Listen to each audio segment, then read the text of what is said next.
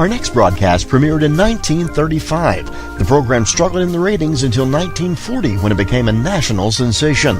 Within 3 years, it was the top-rated program in America. Few radio shows were more beloved, and few play as well half a century later. It was the brainchild of real-life married couple Jim and Marion Jordan and was broadcast to the nation from WMAQ Chicago. The show entertained America until March of 1956 and continued on NBC's Monitor until 1959. We invite you to join us at 79 Wistful Vista with Fibber McGee and Molly right here on HOJO Radio. The Johnson Wax Program with Fibber McGee and Molly.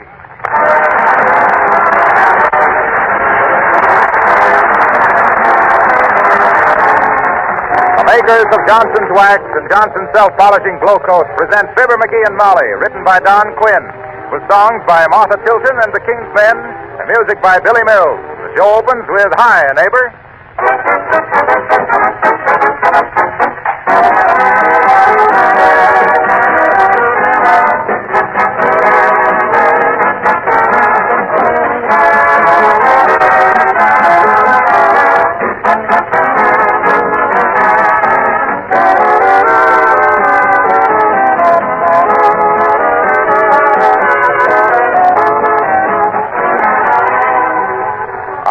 Sentimental people?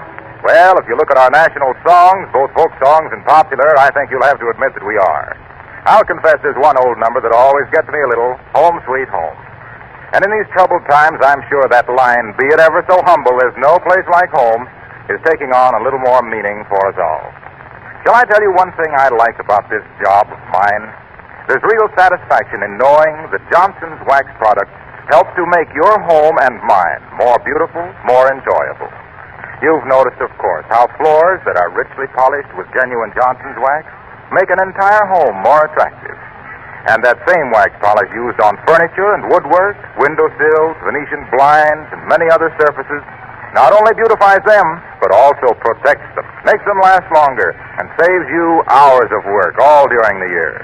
In fact, I don't know many products that offer so much service and so much satisfaction at such low cost as genuine Johnson's Wax, paste, cream, or liquid. Try some tomorrow.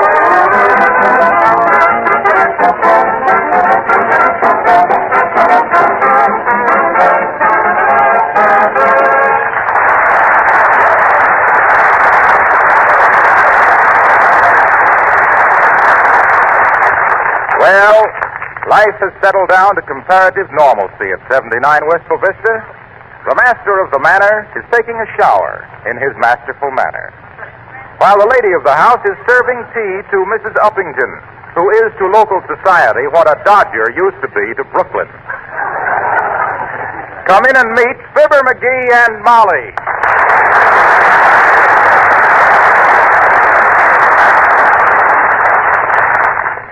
Isn't this rather an odd time of day for Mr. McGee to be taking a bath? Yes. Yes. You know, he's been playing golf all morning, Abigail, and I encourage that because he's getting quite a little tummy on. Oh, really? I hadn't noticed it. Well, you know, I hadn't either till the other day when we were shopping at the grocery. We were just leaving when the grocery man gave McGee a dirty look and said, "Don't you want a paper bag for that watermelon, Mr. McGee?" Do you play golf, Abigail?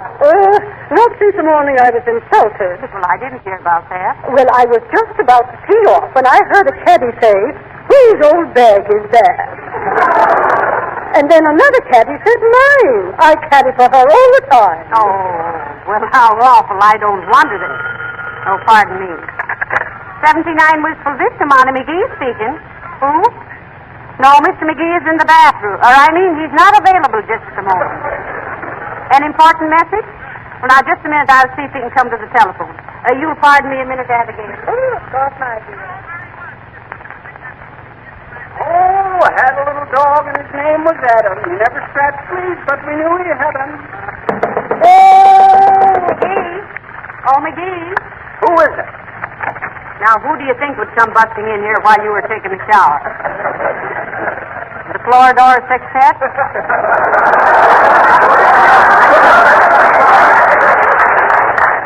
Tell them to go away. I ain't dressed. McGee, it's a phone call for you. They said it was very urgent. Oh, well, you take the message. All right, but it may be pretty important. Get dressed quick and come out. Okay. Oh! Hand me that bridge pad and that little pencil, Abigail. Yes. Thank you. Hello? No, Mr. McGee can't come to the phone just now. I'll take the message. And you can go as fast as you like. I'm taking it in shorthand. Yes. Fibber McGee, 79 Wistful Vista. Yes. Need you. Yes. Urgently. Yes, yes.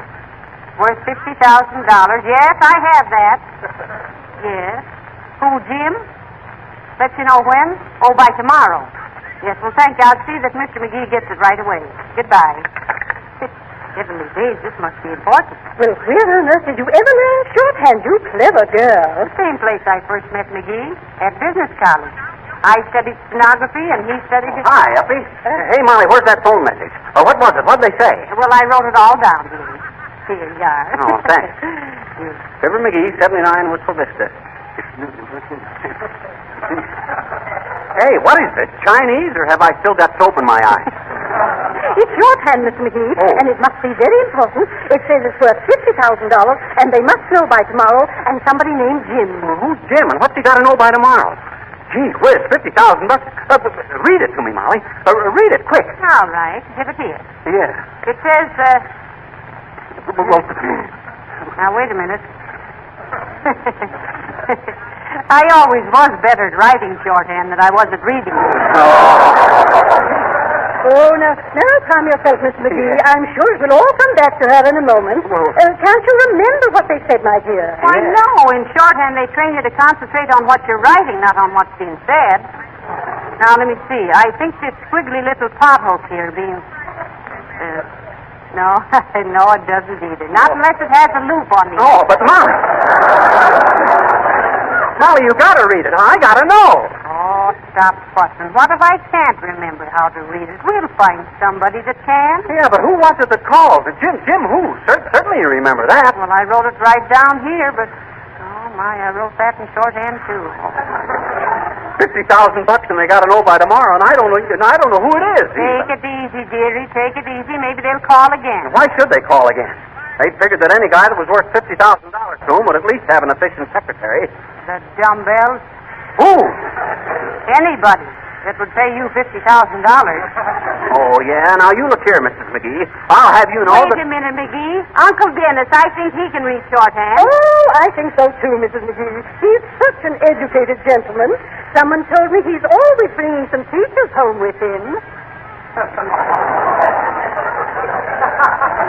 Well, I'll try anybody. Where is Uncle Dennis? He's gone out. Pardon me, Miss McGee. May I make a suggestion? Why, of course, Abigail. Go ahead. Uppy, if you can get me out of this spot, I'm your friend for life. And I wouldn't care if I lived for several years. What is it? Well, I was just about to suggest that perhaps if Mrs. McGee remembered what system of shorthand she learned in business college, she might purchase one of the instruction books. Oh, heavenly days, just the thing. McGee, I think I still have my old shorthand book. Oh, boy, that's wonderful. Where is it? Right in there. Oh, hold everything. I'll get it.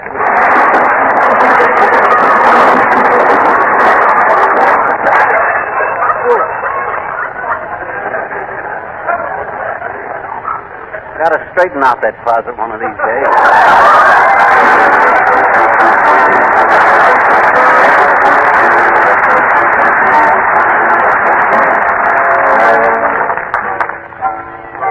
Martha Tilton sings Kindling Low is Feeling High. On the Yangtze River, near the Yankee Stadium, lived a little China boy. Fate was mighty fickle, never had a nickel, didn't have a single toy. He took a rice bowl, a pair of chopsticks, he learned to beat out a lot of hot licks. Now as he drums, he remarks with a grin, today I am a mandarin.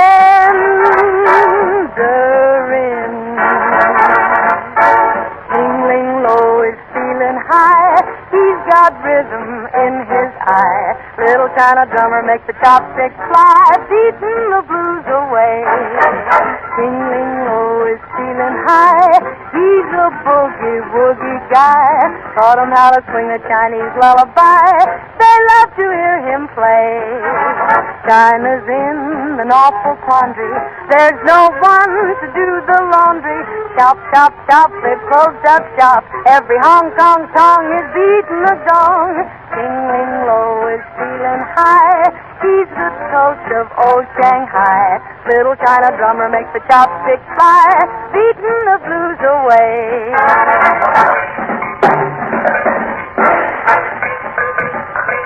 They're in a quandary down at the laundry. When that drummer starts to jangle, there's no one left to run the mangle.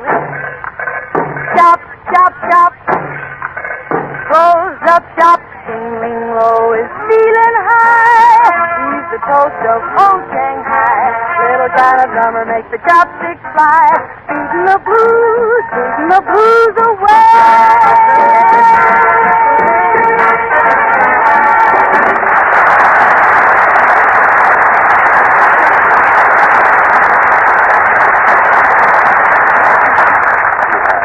Now, stop worrying, McGee. Stop worrying. We'll find somebody who can read shorthand. Yeah, but time, Molly, time. This Jim says he's got to know tomorrow, whoever Jim is. I don't know any Jim. Well, now, listen. Who's this Jim Jordan you're always talking about? Oh. Guy in Kansas City. He's got a bottling works. Couldn't be him. I hope Uppy was right and Uncle Dennis can read shorthand. I wonder where he is. Well, I don't know, but it's high time he was coming home again. You mean it's time he was coming home high again? But gee whiz, with $50,000 at stake, I can't afford to waste so. Come in. Hi, mister. Oh, hello there, little girl. I'm sorry I haven't got time to talk to you now. I got worried. Mister, what I always say is, if something worries you, talk it out with somebody. All my life I've done that. Oh, your life. Why, you're not dry behind the ears yet, sis. I know it. I just had my hair washed. Say, maybe you have got an idea about talking it over, sis. It might make me think of something. Now, here's the trouble. I got an important message over the phone, see? Who from? I don't know. But it's... What is it about? I don't know. You see, Well, where was it from, mister? I don't know. I was busy... I'd hate to send you an important message, I betcha. Are you ever dumb? Doggone it, sis. Mrs. McGee took the message down in shorthand. Well, she's dumb, too. And now she can't read it. And neither can I. Now, what would you do in a case like that? You got me, pal. You're a big help. Remember, there's $50,000 involved, and that ain't peanuts. Hmm? I says that ain't peanuts. I don't care if you are. Now, run along and leave me to my work. I want some peanuts. I haven't got any peanuts. But you just I said I had a deal involving $50,000 that I... $50,000 and he won't buy a hungry little girl some peanuts. Wait till Winslow hears about this.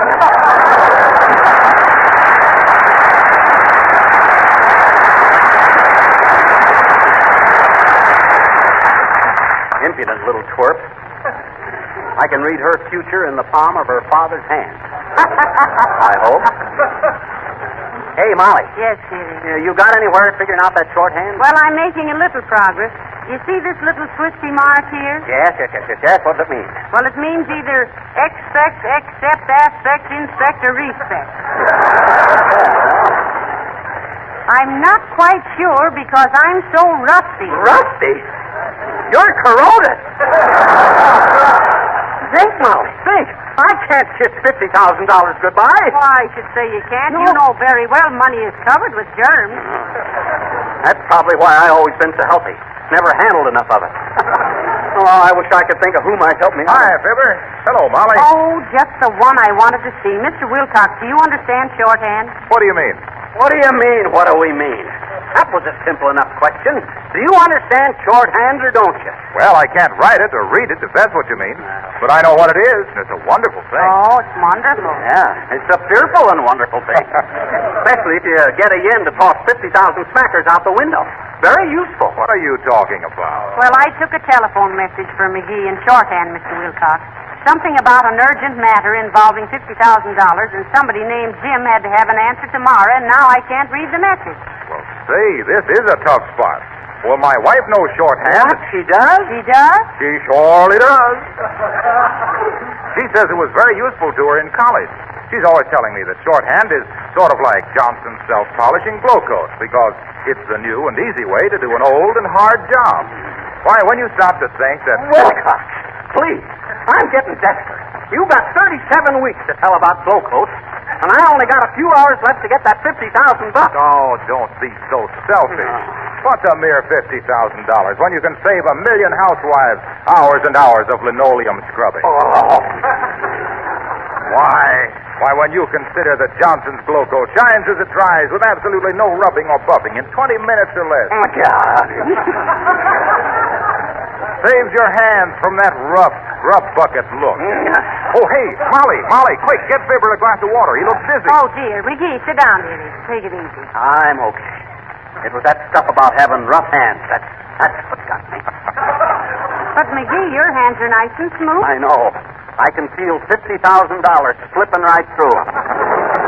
Say, Mr. Wilcox, will you please ask your wife to run over and help me read this shorthand message? Well, I don't think You said she knew shorthand. Give me my hat, Molly. I'll run over to Wilcox's and see her. I'll be back in just... Hey, wait a minute.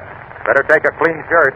What's the matter with the one he's got on? It'll get soiled on the train. My wife is in Oak Park, Illinois, visiting her mother. Sorry, Fibber. I hope you get somebody to read it for you.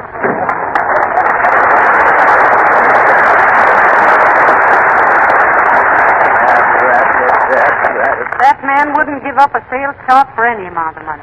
He's like an Indian who just ran out of chewing tobacco. Why? No cut plus. Do you realize what this means to us, Molly? $50,000 would mean redecorating the house, make a setting for my bearskin rug when I get it, a new car, and a mink coat for you. A mink coat? Well, heavenly days, what are we standing around here for? We've got to get busy, McGee. You can't do this to me. Yeah, but what the... Who? We'll star the town for somebody who can read shorthand. Come on, we'll start with this. Dad's rat is another door. It's a plot, that's what it is. Somebody don't want me to make $50,000. It's the bankers. It's Wall Street. They want me to stay insoluble. You mean unsolvable? I do not. I mean insoluble. Insoluble means it won't dissolve in a liquid. That's what I say. They don't want me to melt. They're trying to freeze my assets. Oh, come in. Oh, hiya, Billy. Hello, Skimp. Hello, baby. Hello, Billy. Say, can you read shorthand? Not me, beautiful. Never got around to it. My family went bust at night to leave grammar school and go to work. Oh, that's tough, Bill. How old were you then, Billy? Just a kid. 27. Well, as the gal says when she shoved the drummer through the bass drum, it's a good thing you had your music to fall back on, Billy. That's what I say, Skimp. My old man told me one day, Billy said, we can't keep you in school anymore. You'll have to make other arrangements. And you did. I'll say I did. I had made 1,000 other arrangements. Here's one I made at the Cowboy Serenade for the King's Men. Listen.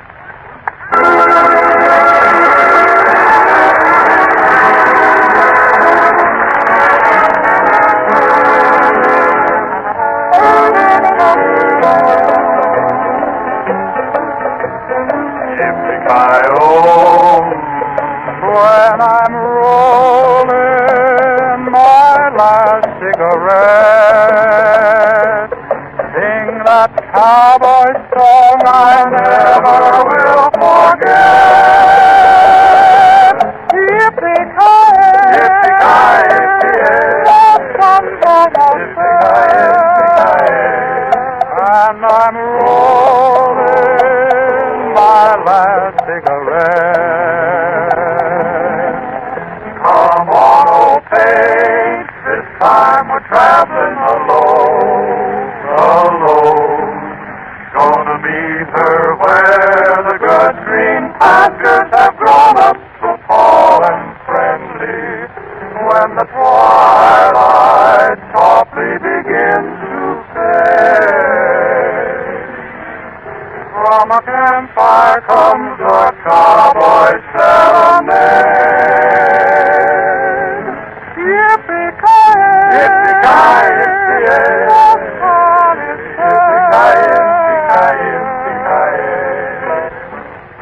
And I'm rolling by that cigarette. Yippee-ki-yo-ho! Yippee-ki-yay! Yippee-ki-yo! Yippee-ki-yay!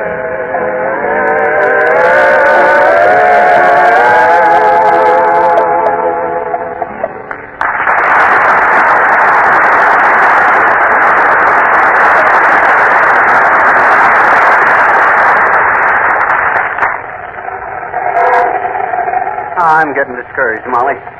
We've been all over town. That's 19 people and 2 strangers. None of them can read short. Miss Berg is practically illiterate. Now, don't give up, Billy. Remember, Rome wasn't built in a day. They were probably short-handed, too.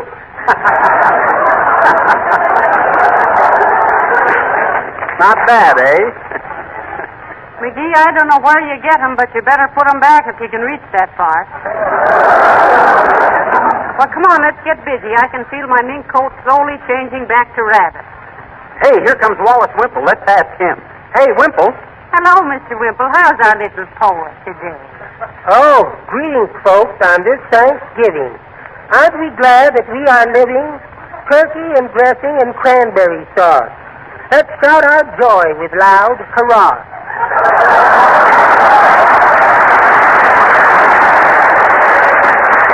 What's the idea, Wimple? This ain't Thanksgiving. I know, Mr. McGee. That's a greeting card verse I wrote just this morning. I wanted to see how you liked it. Just trying it on the dog, you might say. Who, me? I'm afraid you're barking up the wrong dog today, Mr. Wimple. McGee is hardly in a Thanksgiving mood. Oh, dear.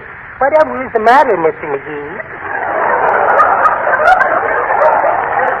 Nothing that $50,000 wouldn't cure, Wimple.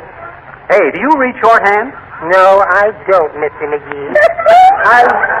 Did I say something funny?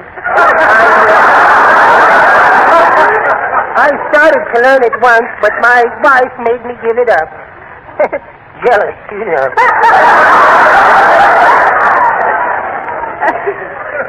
Jealous of shorthand? Yes, indeed. I was practicing it one day while she was doing some ironing, and she said, "What are you studying, Wallace?" And I said, "Shorthand, sweetie face." And she said, "Will I be able to read it, Wallace?" And I said, "No, sweetie face." And she said, "That's fine, Wallace," and patted me on the head with a flat iron. Well, I'll bet that sizzled your hair, Wimple. Yes, it did. And then she hit me again because she thought I was hissing at her.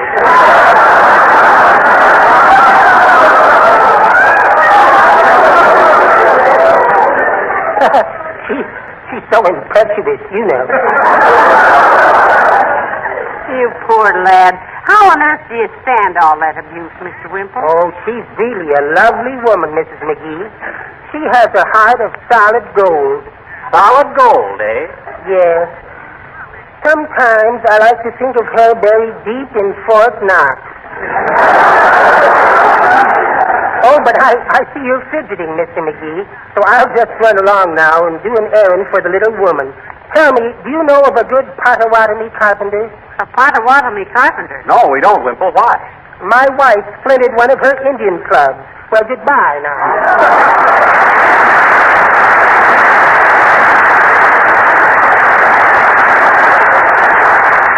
Well, McGee, I hope you never let me browbeat you like that. If I had a brow as low as Wimple's, you could do it sitting down. Why, that poor guy is... McGee, my mink coat. What mink coat? The one I'm going to buy with that $50,000? Well, come on, then. Let's get going.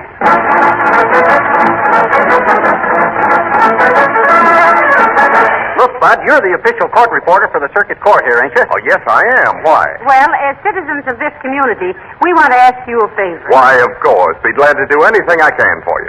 Good for you, Bud. You know shorthand, don't you? Oh, certainly. I'm an expert in shorthand. Oh, that's wonderful. McGee, call the Bonton department store and see how late the fur department keeps on. Oh, you got lots of time. Look, Bud, here. Read this message for us, will you? Oh, of course.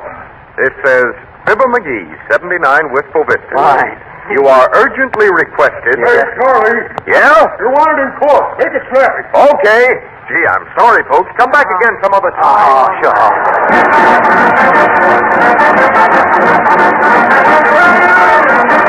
Come on, McGee. The information desk is right over here. These librarians are supposed to know everything.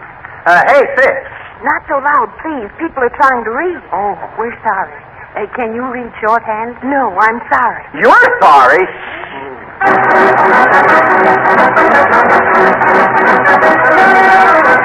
Well, how about it, old-timer? Can you read shorthand? No, Johnny. Never try. Same thing as longhand, ain't it? Only shorter. No, it isn't, Mr. Oldtimer. Here's what we're trying to have read. Now, that's shorthand. Don't kid me, daughter. That ain't writing. Them's a lot of Egyptian hieroglyphians. That's right, it is not. That's shorthand. And if I don't get this message translated by morning, I'm out $50,000. Yes, and it'll throw 3 interior decorators, an automobile salesman, and a mink coat out of work. That's pretty good, daughter. But that ain't the way I heard it. The way I heard it, one feller says to... Hey, wait a minute. Who wrote them hand tracks? Well, I did. Why? Where'd you learn to do it, daughter? At the Wistful Vista Business College. You silly kids. Why don't you go down there and ask them? Oh, my gosh, I never thought of that. Come on, Molly. Hurry up. Thanks, old-timer.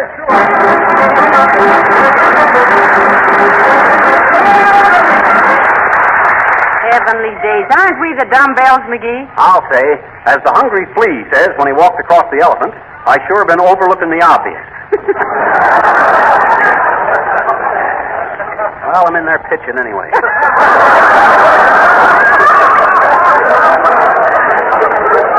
Well, the old business college sure looks the same, don't it? Say, I wonder if Hamilton Quigley is still the manager. Come on, let's go in. Okay. Hey, there's old Quigley right there. Hey, Mr. Quigley, can we see you a minute? Certainly. Step right into my office. Fine. Well, Molly Driscoll and Fibber McGee. Oh, I'm Mrs. McGee now, Mr. Quigley. Well, congratulations. I hope you'll be very happy. Allow me to kiss the bride. No, Mr. Quigley. Gee whiz. Quit blushing, Molly. You've outgrown that stuff. Now, look, Twig, old Twig, I got a very important message from some guy named Jim. And I wish... Message? That reminds me, McGee. I called you just this morning. Odd coincidence, isn't it? Well, you must have got the wrong number, Mr. Quigley. I don't remember. Well, someone took the message in shorthand. What? In shorthand? Oh, yes. We were urgently requesting Mr. McGee, as one of our prominent alumni, to preside at the dedication of our new $50,000 gym.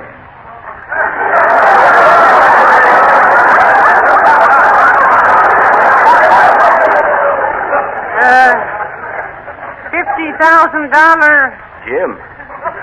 Glad you stopped in because we had to know by tomorrow morning. But first, what was it you wanted to see me about? Why, what's the matter, Mr. McGee? Molly. Yes, dearie. Better let him kiss you again. You might as well get something out of this.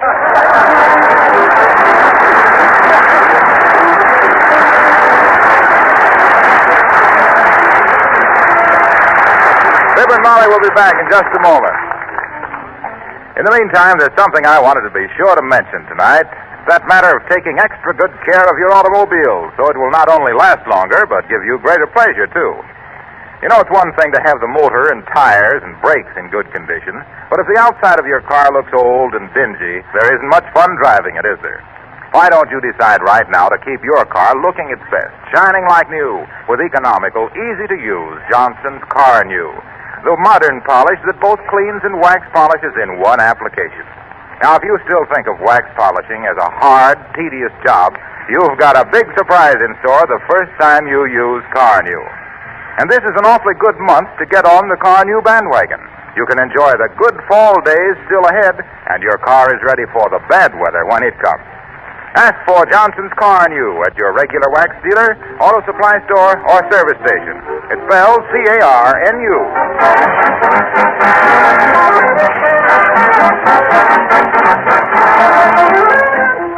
Ladies and gentlemen, this is going to be a long, cold, unhappy winter for a lot of people. Yes, but you can make it shorter, warmer, and happier by subscribing to your community chest. And we don't mean that your help will only last through the winter either. No, there's no closed season on generosity. Good night. Good night, Hal.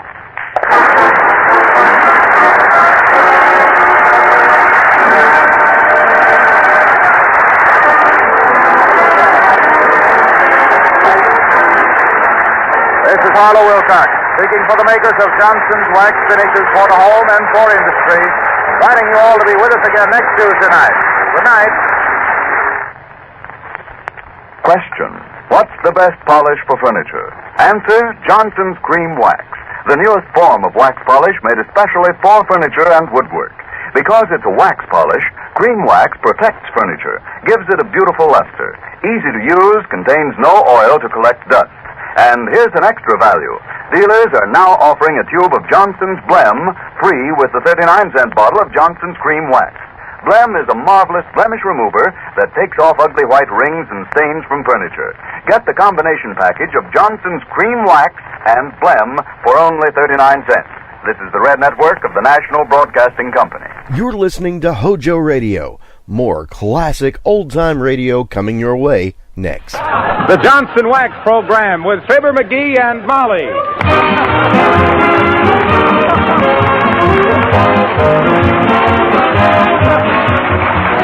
The makers of Johnson's Wax and Johnson's Self-Polishing Glow Coat present Fibber McGee and Molly, written by Don Quinn, with songs by Martha Tilton and the King's Men, music by Billy Mills. The show opens with It's High Time.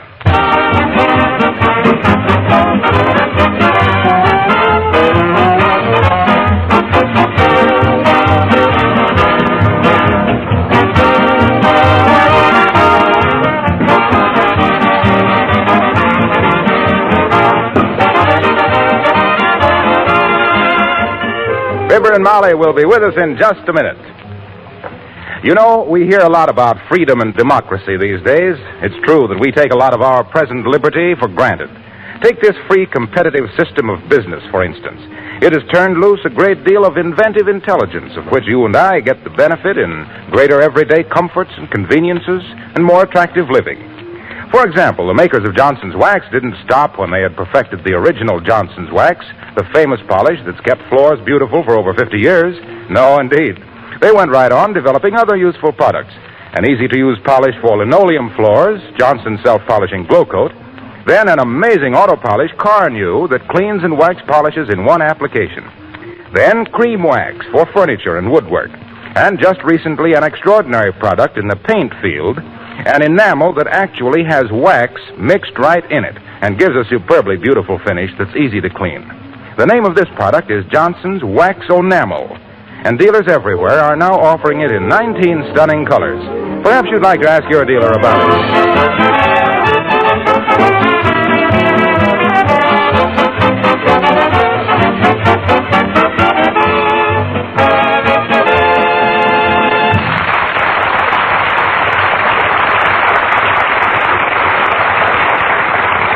This is the time of year when maple leaves and football forecasters begin to turn yellow. There's a nip in the air in Wistful Vista, and our hero thinks a fire in the fireplace will be pretty dandy. So here, with papers and kindling and matches and a bucket of kerosene and not enough accident insurance, we find that unintentional arsonist and his watchful wife, Fibber McGee and Molly.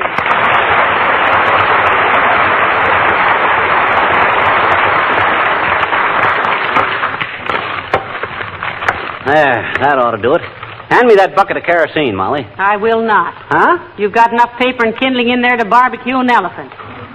McGee, don't pour that on there. Don't now. Oh, Molly, don't be such a scaredy cat. Here, watch. Oh, dear. When you get through starting that fire, McGee, run downtown and get me some dynamite. Huh? I want to open a can of sardines for lunch.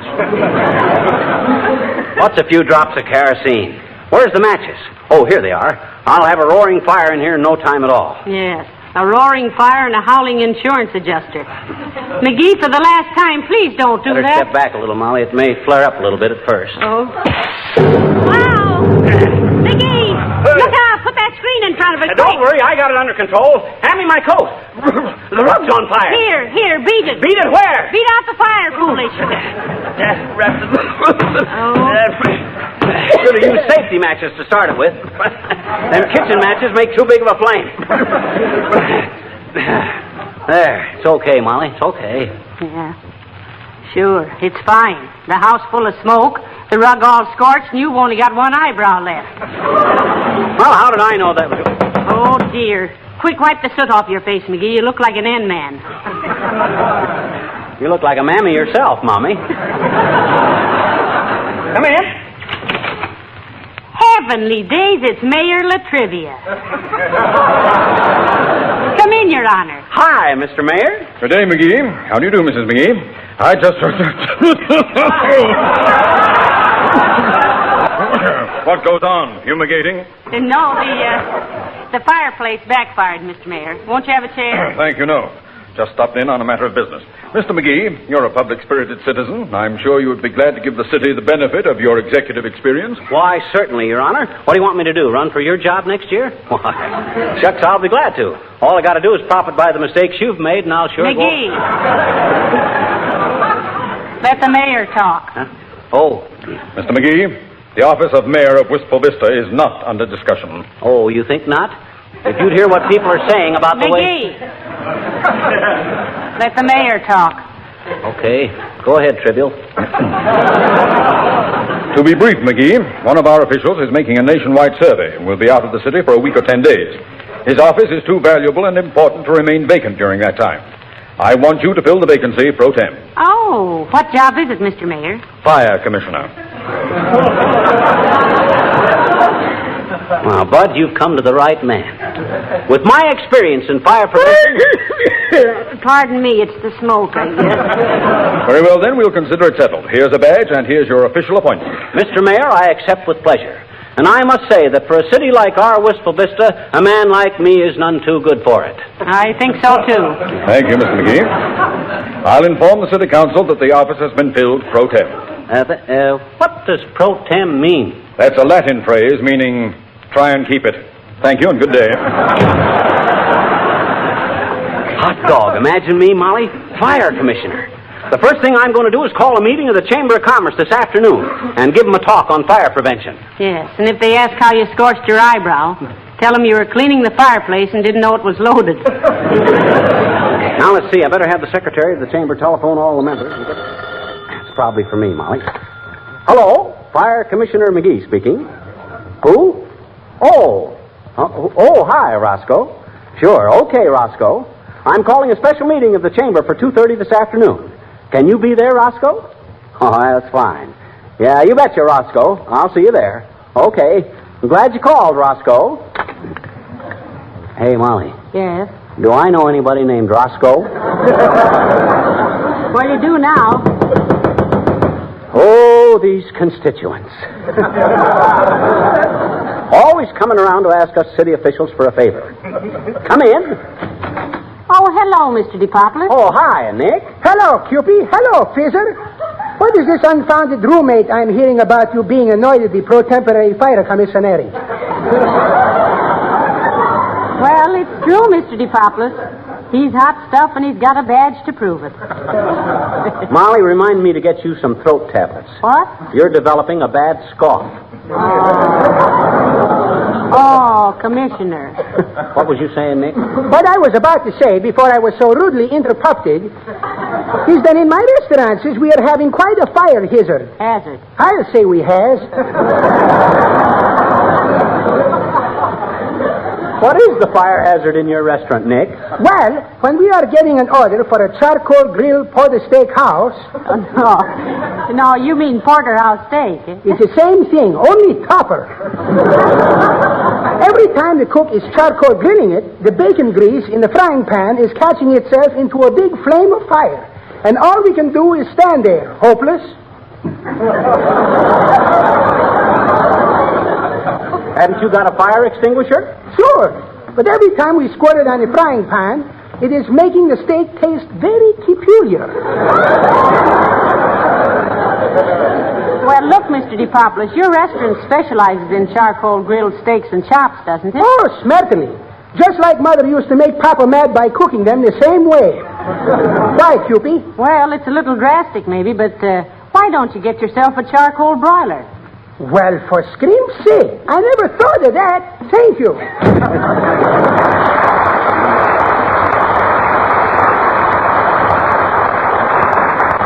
Molly, this is a great day for Wistful Vista. Is it? It surely is. Why, when the citizens of this community, this little city of homes and schools and churches, realize that their safety and well-being are now in the hands of Fibber McGee, acting fire commissioner. Oh, stop acting fire commissioner. Sing, boys.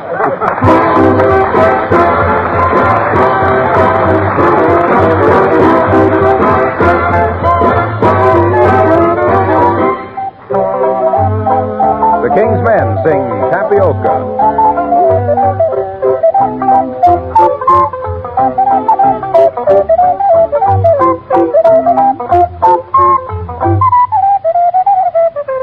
I used to work upon the levee, waiting for the steamer to go down. Sometimes she was loaded mighty heavy, and sometimes she would run aground. What you going to give me for my dinner? Tater cakes are cooking merrily. Oh, that's good enough for any sinner, and that's plenty good enough for me. Tapioca, tapioca, Mammy, won't you let me pick on the poker? Give me tapioca, tapioca, tapioca, tapioca. Oh, come on, we'll have a jubilee. Working on the railroad, 20 cents a day. Johnny Cockatoo on your banjo. Oh, me and my. Mammy, mammy, mammy, don't you hear the baby cry? Working on the railroad, never get a pay. Johnny Cockatoo on your banjo. Oh, me and my. Mammy, mammy, mammy, don't you hear the baby cry? See the children rolling in the cotton. Sun pouring down upon their head. Ho, ho, ho, ho, ho. Somebody's gotta make a living. Children gotta have a little bread. Tapioca, tapioca, tapioca, tapioca. Won't you, mammy, let you pick upon the poker? Tapioca, tapioca, tapioca, tapioca. Come on, we'll have a jubilee. Working on the railroad, 20 cents a day. Johnny Cockatoo on your banjo. Oh me, oh my, Mammy, mammy, mammy, don't you hear the baby cry?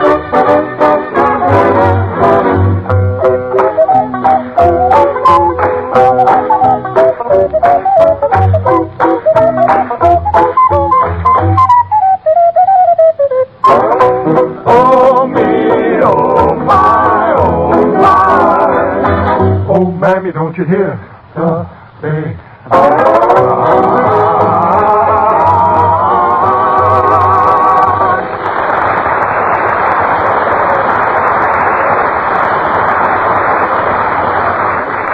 Well, have you got your speech written for the Chamber of Commerce meeting, Commissioner? No, I'll just ad-lib it. I'll start off by saying, ladies and gentlemen of the Chamber of Commerce. Well, that's a snappy opening. And incidentally, Commissioner, I wish you'd report to the Chief of Police about the cop in this neighborhood. He's growing a beard, and he looks terrible. I've already spoke to the cop about it. Well, what'd you say? I told him to quit bushing around the beat.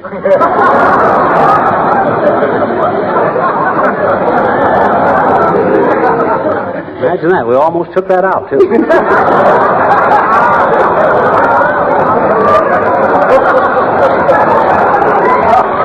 Hey, that reminds me. I better call the chamber and see how many members they've rounded up. Hand me the phone. Here. Thanks. Hello, operator. Give me the whistle, Mr. Chamber. Huh? Oh, is that you, Mert? Oh. How's every little thing, Mert? It is, eh? What's that, Mert? Your old man. In the hospital? He shot off his what? Oh, heavenly days, McGee. What happened? He was in Brooklyn last week and shot off his mouth about the Yankees.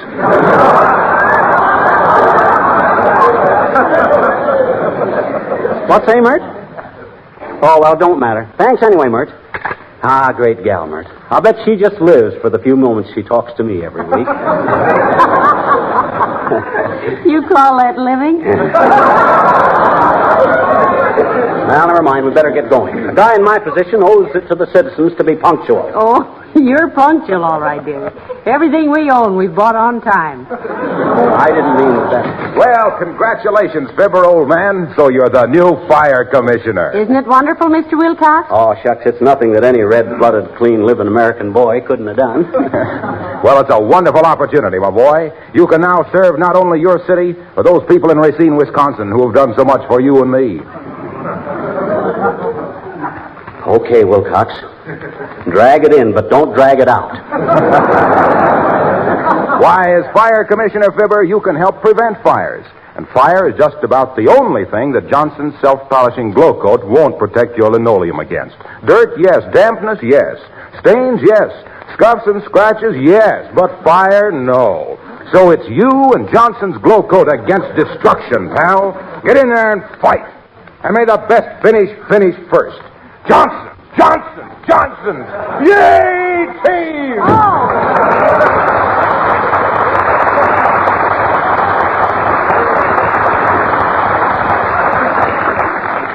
You know, McGee, that man has been seeing too many football games.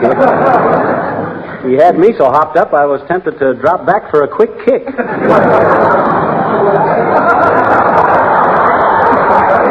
But I restrained myself. Well, come on, Molly. I don't want to be late for that meeting. Get your hat and your stuff in. Come in. Hi, mister. Oh, hello there, little girl. I'm sorry I ain't got time to talk to you now. I just been made acting fire commissioner, and I'm very busy. What you want? Will you tell me a story, please? Will you please? Oh, for the here I am, just appointed fire commissioner with the safety of the whole town in my hands, and you wanted me to tell you a story. Well, that's always the way, isn't it, mister? Huh? The more important a man is, the more time he has for little acts of kindness, huh? Well, all right. I ever tell you about the time I was captured by the Indians? In Cleveland? No.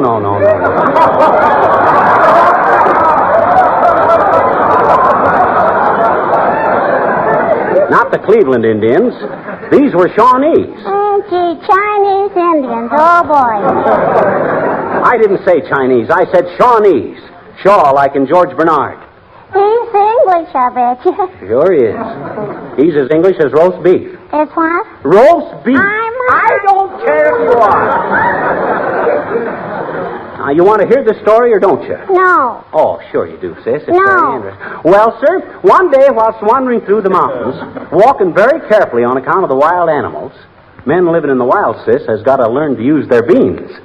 You say what? Beans. Oh. Go ahead, mister. I don't like beans. Well, what happened in the mountains? I found a little kitten. Oh. A little baby mountain lion. And you know what I named the kitten? Caboodle. Kitten caboodle. Why, mister? Well, caboodle was an old Shawnee Indian word meaning, look, fellas, I found a mountain lion. Them Indians could sure put a lot of meaning into one little word. Well, sis? You said that. Huh? Oh. Well, anyway, sis, years later, I was in the Brookfield Zoo in Chicago, and I happened past the pit where they keep the mountain lions. Oh. And all of a sudden, I had a hunch. I leans over the edge of the pit and hollers, "Hey, capoodle, it's Ugtug." Mm-hmm. Ugtug. That's a Shawnee word meaning white man found mountain lion. Oh. Well, sir, the minute that lion heard my voice, he comes bounding to the edge of the pit, sticks out his paw, and rips my shirt right off. Oh. Darn near killed me. It wasn't capoodle at all. Wasn't that an amazing story? Mister, the Shawnees haven't got anything on us, I bet you. We're saying a lot in one little word. What you mean, sis? Phooey.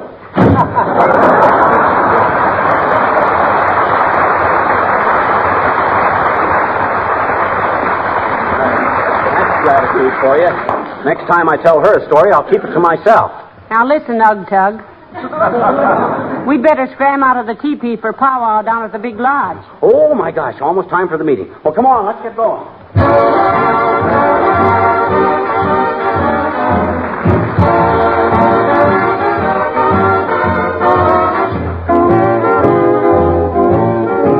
Martha Tilton singing Easy Street. Easy Street, I'd love to live on Easy Street. Nobody works on Easy Street. Just sit around all day.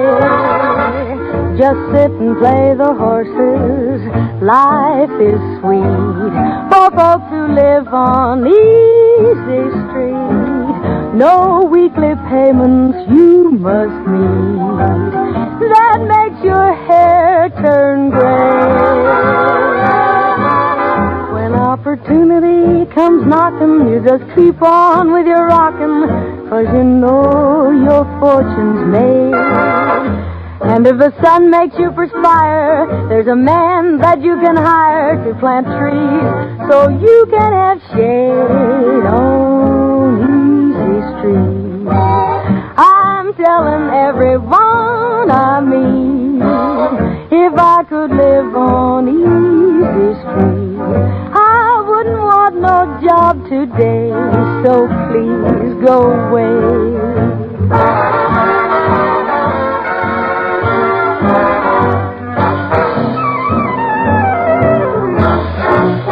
When opportunity comes knocking, you just keep on with your rockin', 'cause you know your fortune's made. And if the sun makes you perspire, there's a man that you can hire to plant trees so you can have shade on Easy Street. I'm telling everyone I meet, if I could live on Easy Street, I wouldn't want no job today. So please go away.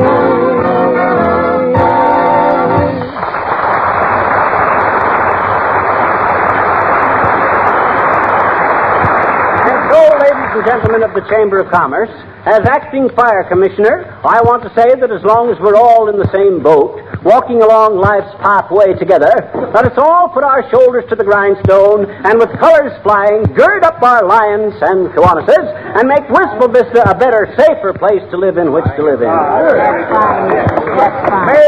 I ask a question, Commissioner? Of course, Bud. All us public servants welcome comments from the people. What's the question? Is there any penalty for turning in a false alarm? There certainly is. Then I guess you're safe for a while. Quiet, please. Quiet. Order. And if the Cimmerian who just spoke will come to our next fire, we'll be glad to let him mingle with the rest of the silly ashes.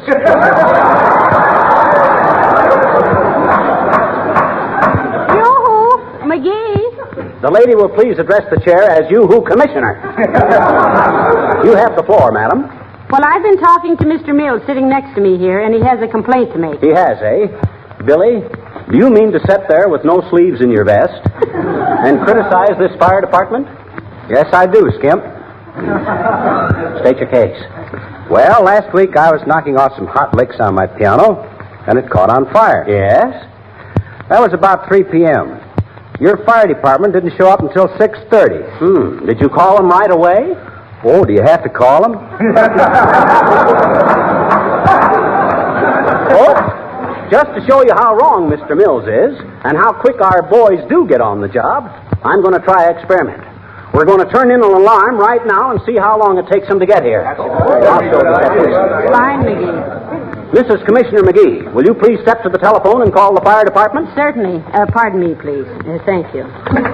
Hello, operator. Give me the Wistful Vista Fire Department. Oh, is that you, Myrtle? No. Never mind that. Yeah, get the fire department. Give me the fire department, Myrtle, quick. Hello, fire department. I want to... What? No, this is not the pot of gold. I'm calling from the Chamber of Commerce. It's on fire. Hurry. Thank you, Mrs. McGee. And now, if you'll all keep an eye on your watches, we'll see just how long it takes our brave fire laddies... Mr. Commissioner, may I say a few words while we're waiting? Why, certainly. The chair recognizes Mrs. Uppington, in spite of that funny-looking hat. Mrs. Uppington, Commissioner McGee and fellow members of the Wistful Vista Chamber of Commerce. Oh, make it snappy, Abigail. Technically, we're on fire. Very well. I merely wish to protest against the unseemly, nerve-wracking sounds emitted by our fire department on its way to a conflagration. Such bells and sirens, it's ridiculous. Can't we install some melodious chimes, such as are heard on the Good Humor truck? Order, please, order. I'm sorry, Mrs. Uppington. If our firefighting methods are too dad-added raucous for your delicate nerves, I'll have them take off the sirens and put on a fireman with a flute playing I Don't Want to Set the World on Fire. Oh, thank you. And while we're at it, we'll have the police throw away their revolvers and carry water pistols. Does that satisfy you, Uppy? Certainly, Mr. McGee. Well... If a little square can run the fire department, it ought to work with the police.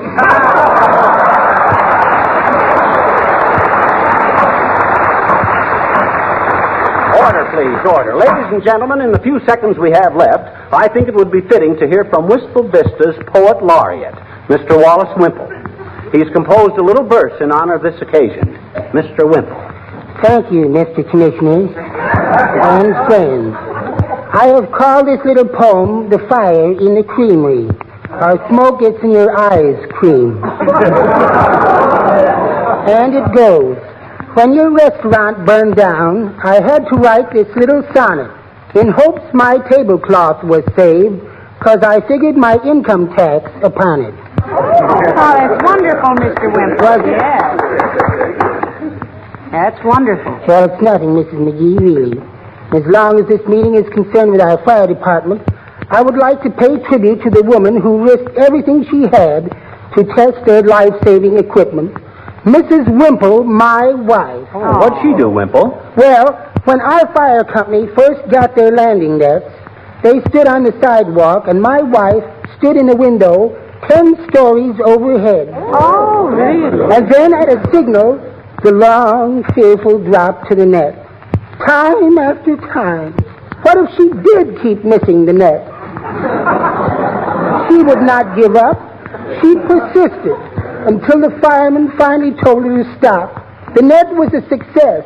That's why I say... But, Mr. Wimple, wasn't she hurt falling 10 stories time after time? Oh, she didn't fall. She kept throwing me out.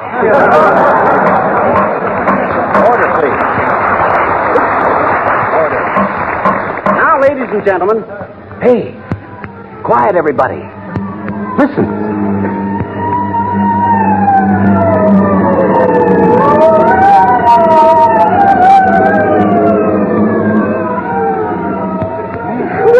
They went right on past. They're probably swinging around in back where the fire escapes are. Uh-oh. Listen.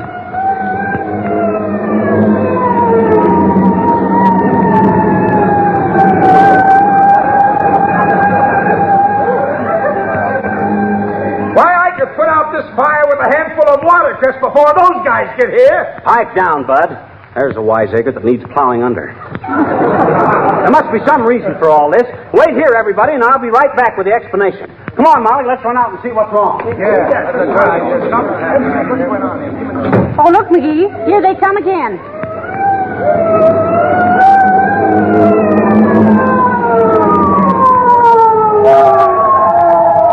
Here comes the fire chief.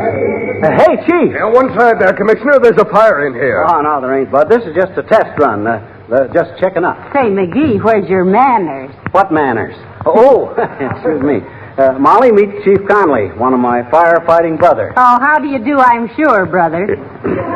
How do you do? Hey, what took you so long to get here, Chief? Oh, some dope parked his car in front of the hydrant down at the corner. We had to ram it out of the way. That's good work, Chief. Nice going, brother. And then we notified the police to haul it away. Great stuff, Chief. Serves him right. Whose car was it? Yours. What?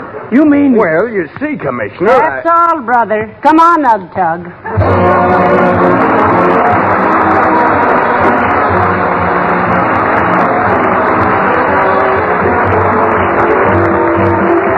Here's good news for all Fibber and Molly fans. How'd you like to have an autographed picture of Fibber, McGee, and Molly and their cast? I have one right here, and I wish you could all see it. For a limited time only, you can have one free with your purchase of Johnson's Wax, Johnson's Glow Coat, or any Johnson's Wax polish in pint, pound, or larger sizes. Now, your dealer has a very limited supply of these free fixtures. You'd better see them right away and avoid disappointment. Even if you already have some Glow Coat or Johnson's Wax on hand, now is a good time to buy an extra package so you and your family can enjoy this interesting autographed picture of Fibber and Molly and their cast. But don't put it off too long. Your dealer's supply of these pictures is really limited. Remember, this unique photograph is yours free with your purchase of Johnson's Wax, Johnson's Self-Polishing Glow Coat, or any Johnson's Wax polish in pint, pound, or larger size.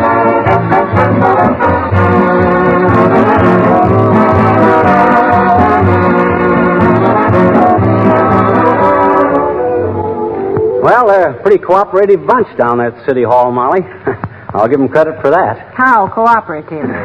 They accepted my resignation as fire commissioner without a murmur. Well, that's nice, dearie. I always... say, McGee. Huh? Your vest is all ripped down the front. How'd you do that? Oh, must have done that when I took off my badge. You took it off? Well, all right, they took it off. Good night. Good night, all.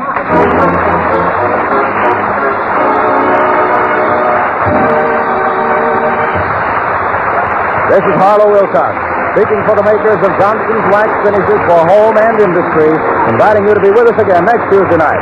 Good night.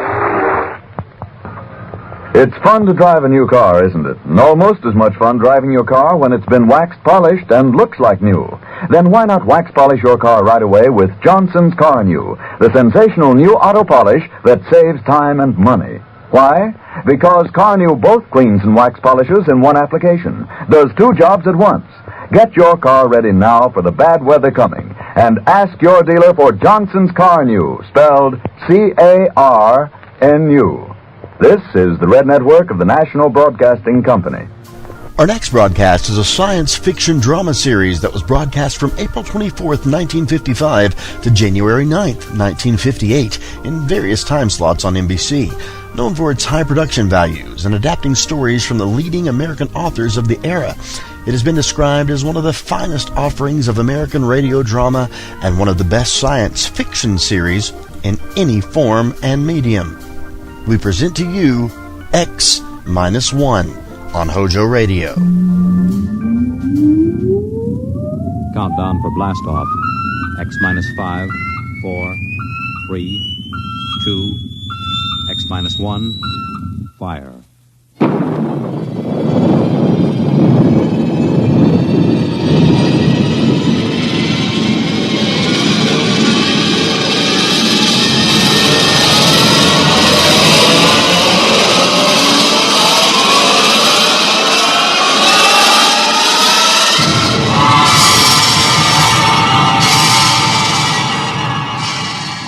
From the far horizons of the unknown come transcribed tales of new dimensions in time and space. These are stories of the future, adventures in which you'll live in 1,000,000 could-be years on 1,000 maybe worlds. The National Broadcasting Company, in cooperation with Street and Smith, publishers of astounding science fiction, presents X-1.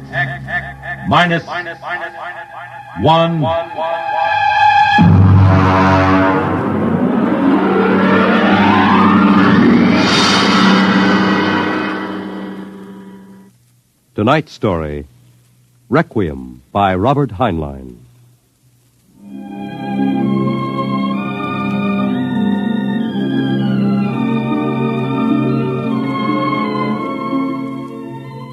On a high hill in Samoa, there is a grave. Inscribed on the marker are these words: Under the wide and starry sky, dig my grave and let me lie. Gladly did I live and gladly die, and I lay me down with a will. This be the verse you grave for me. Here he lies where he longed to be.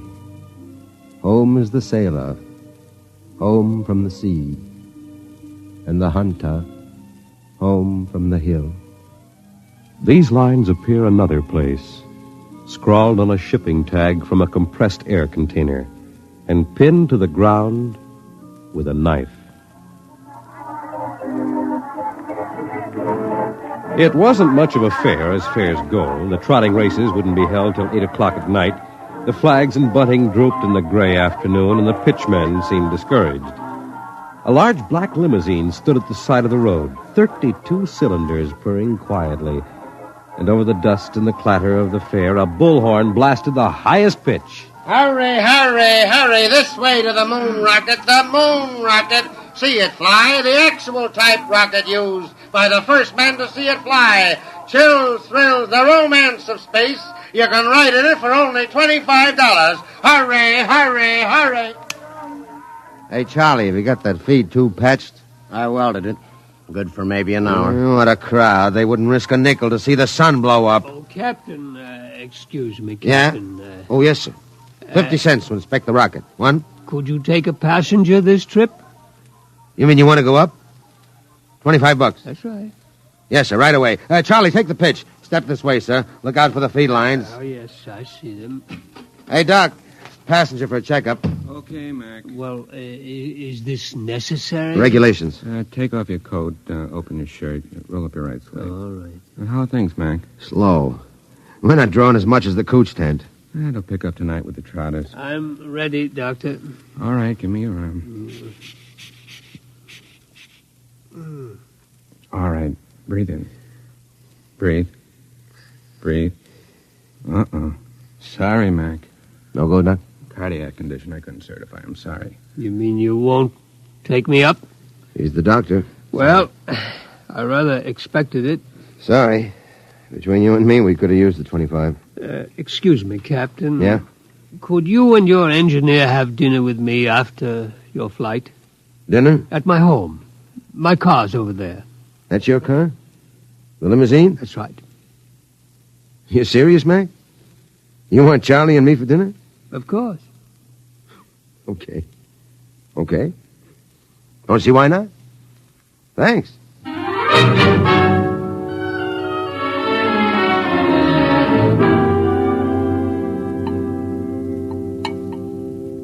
Charlie, you had enough. Lay off, Mac. Oh, that's perfectly all right, Captain McIntyre. Cigar? Thanks. Light? Yeah, thanks. Yes, it's hard for me to see why any holder of a master's ticket would quit the Earth-Moon run. I didn't like it. Yeah, don't hand us that. It was Rule G washed you out. All right, so I took a few drinks. Tell me, gentlemen, are you satisfied with what you're doing now? Are you kidding? We've been pushing the old junk heap for a year. Half the time, the sheriff has an attachment on the ship for a fuel bill. It stinks. Would it help you to get back to the moon? Well, sure. I could get a short-haul job hopping ore. If I kept my nose clean, I might even get back on the run. Would you be open to a business proposition?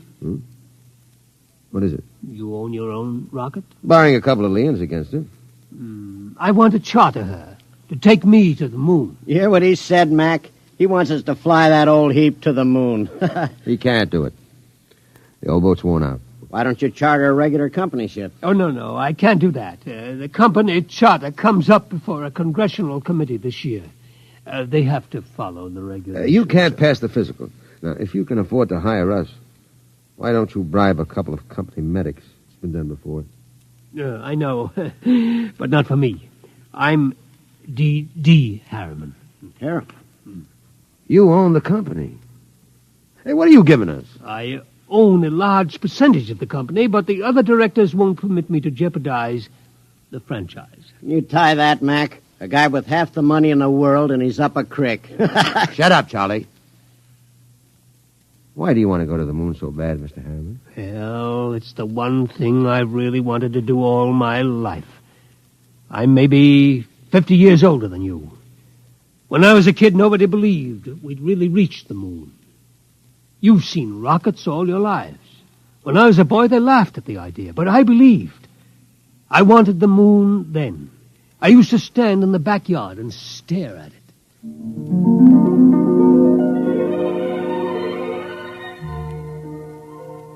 How far away is it, Mom? The moon? Far enough. Why don't people fly to the moon? They can't. Why not? They just can't. But not now, anyway. Someday I will. What? Fly to the moon.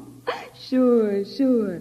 Now, come on, Del. Inside. Way past your bedtime.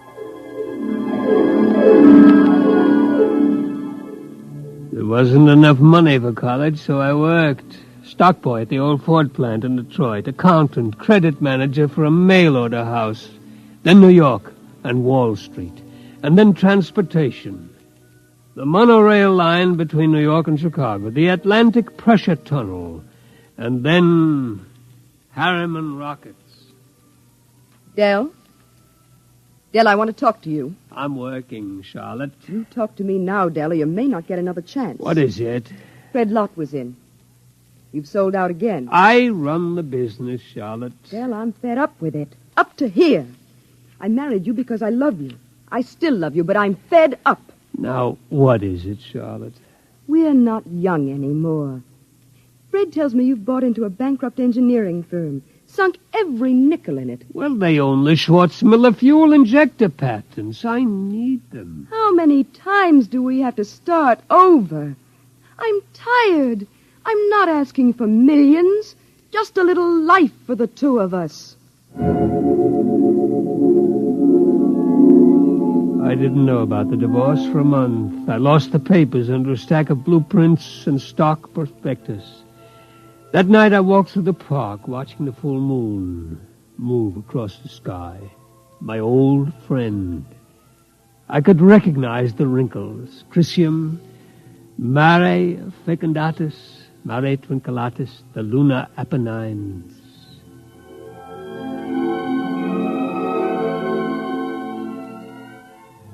It took 2 fraudulent bankruptcies and an investigation by the Securities and Exchange Commission before we did it. The moon.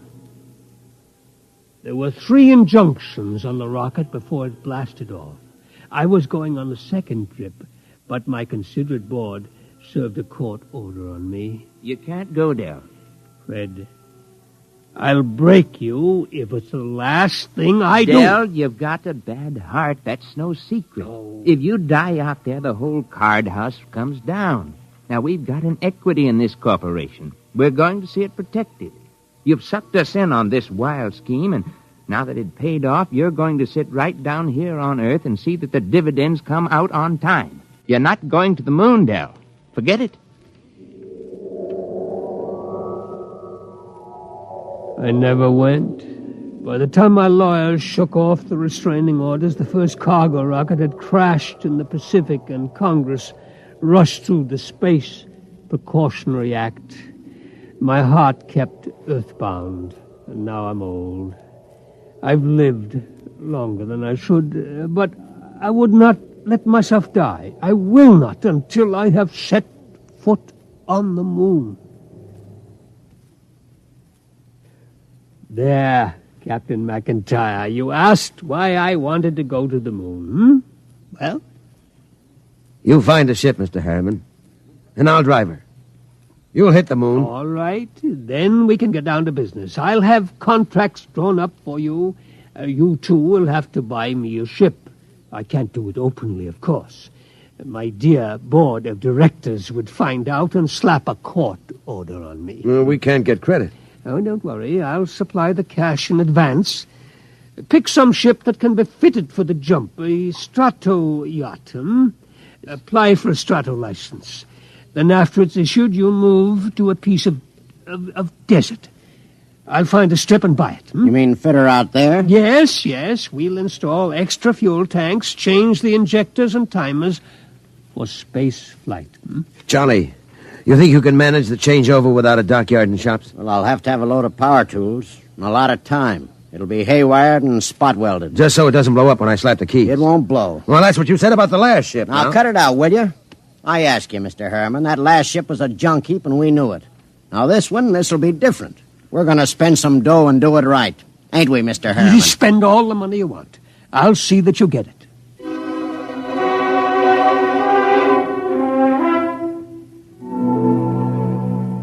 $132 shares of Apex Holding at 60% of par. Check. 52 preferred of Spaceways Fuel, 50% off par. Check. That's the list. Oh, Mr. Harriman, there's a process server outside. Yeah? What is it? I don't know, sir, but I think it's a subpoena. Oh, I was expecting that. Ashley, get Mr. Kamens on the phone. I think it's time for my lawyer.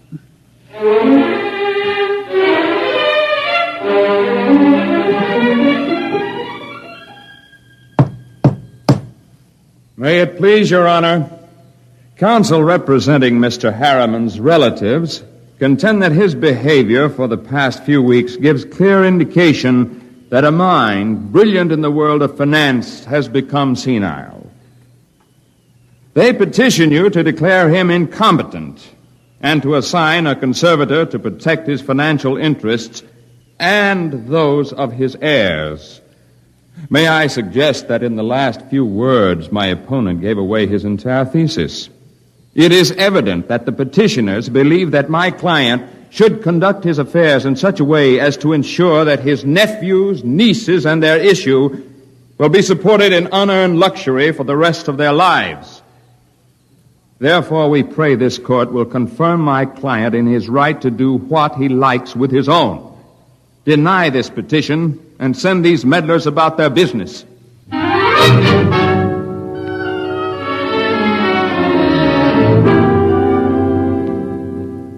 Well, Clemens, It could go either way.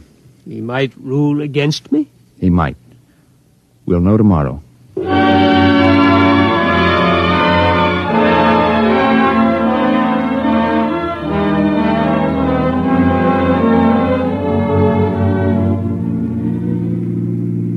Here it is. Eccentric millionaire disappears. Yes. You eccentric, Mr. Harriman? Well, they used to call me crazy, but that depends on your credit rating. A bench warrant under contempt proceedings has been issued. They won't find me out here. How is the work going, Charlie? My end's in pretty good shape. Well, are you ready to go? My nephews will have detectives out looking for me. Well, I could run those calibration tests tonight. Take till midnight. After that, it's up to the Commodore here. There. There she is, Mr. Harriman. That's the job that'll take you to the moon. It's a good ship, isn't it? Hey, Mac, stop the car. Yeah. All right. Oh. He's out? Look at him. Where's his medicine? Vest pocket. Here. Break the glass. Hold it on his nose. He looks lousy. Yeah. There. He's breathing easy. Come around soon. Mac, we ain't gone through with this. Why not? It's murder. He'll never stand up under the initial acceleration. Maybe not, but that's what he wants to do. You heard him. I don't like it. He's an okay old buzzard. What do you want to do with him? Send him back to Kansas City so his no-good nephews can shut him up in the cellar? No, but... Okay, then. Now get out there and make your setup for those test runs. Get that ship ready to fly.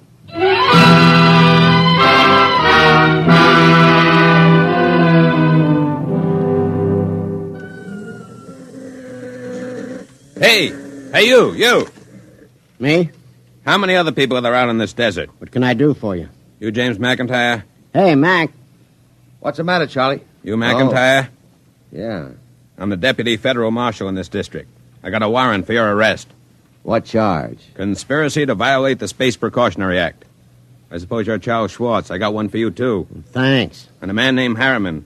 Got a court order to put seals on your spaceship. We haven't got any spaceship. What's that, a kiddie car? Strato yacht. Yeah? Well, I'll put seals on it until a spaceship shows up. Where's Harriman? In the shed. What shed? Oh, my knuckle. That's the one I broke playing football. I'm always hurting that finger. We gotta hurry. Get Papa to the cabin and strap him into his hammock. Right. So long, deputy. Oh, my knuckle.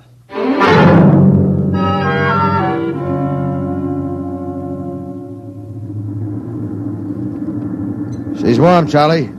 Everything set back there? How do I know? I didn't have time to run tests. Tough. You all right, Mr. Harriman? I think so, but these straps are tight. Have to be when we blast off. All set, Charlie. Give me control. Check. Test keys. 1 bank. Check. 2 bank. There's an auxiliary out. We don't need it. All right, boy, hang on.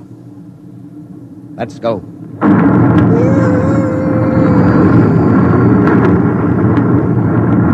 How are you, Pop? I'm doing fine. Couldn't be better. You better stay in your hammock. I'll loosen the straps a little. What is it? Nothing. Just go easy on that side. You ain't fooling me none, Pop. You got a couple of busted ribs. There isn't much I can do till we ground.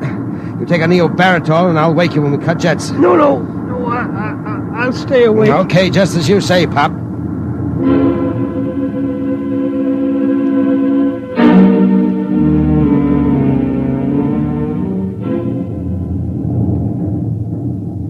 It's on automatic, Charlie. How are the tubes holding up? Fine, tight as a drum. Your handle's nice. How's Pop? Alive, but he's in bad shape. How bad? Cracked a couple of ribs in the takeoff. I don't know what else. You think he'll last the trip? His heart was pounding like an off-time valve. Well, he'll last. He's tough. Tough. He's delicate as a canary. I don't mean that. He's tough down inside where it counts. Just the same, you better set her down awful easy if you want him alive. I'll make a full swing around the moon and ease her in an involute approach curve. It'll go fine if we got enough fuel.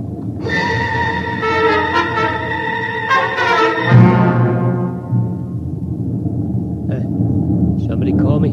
Something wrong, Pop? Thought somebody was calling me. Must have been asleep. I swung your hammock around. We're braking now. There she is ahead. The moon. I've seen 1,000 photographs. There. That's Copernicus. Tycho. You know it all right, Pop. Where are you landing? Mare Imbrium between Aristillus and Archimedes. Oh, that's about 40 miles from Lunar City, isn't it? Yeah. It won't be easy landing without ground approach radar, will it? I've done it before. Not without a second pilot to punch the satimeter. You ought to have a mate's ticket, Pop. You know the whole routine.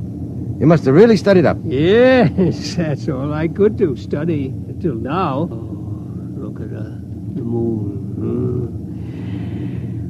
I feel as if I'm coming home. Yeah. Charlie. Yo. I'm taking her in. Cut in full power. Make it good, Mac. Pop can't take a rough one. Shut up and give me the power. I'll do my best. Okay.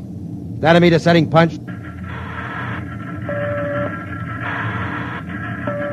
Hang on, here we go.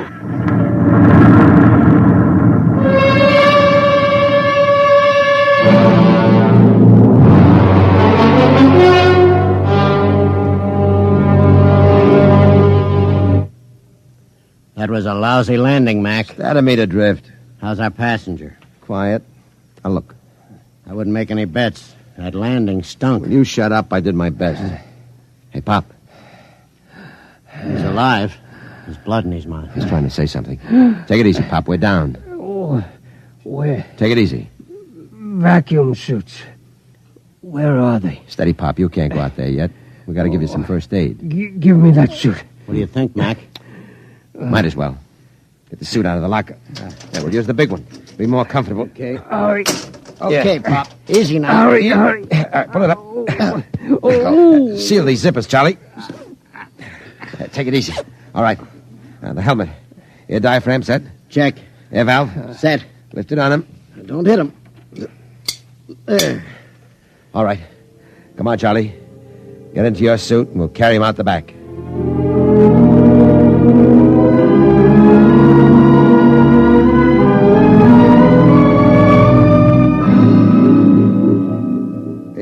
Easy with him. Okay. You all right, Pop? Outside. Take me outside. His left leg is gone. Get your shoulder under him. Right. Open the lock. All right, Pop. Come on. We're going out on the moon.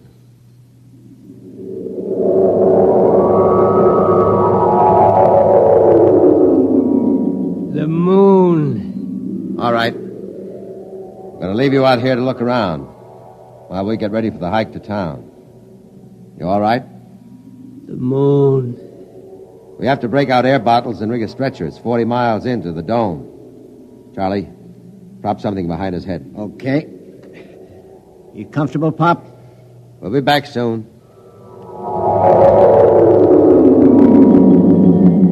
Moon. I can feel the pumice dust.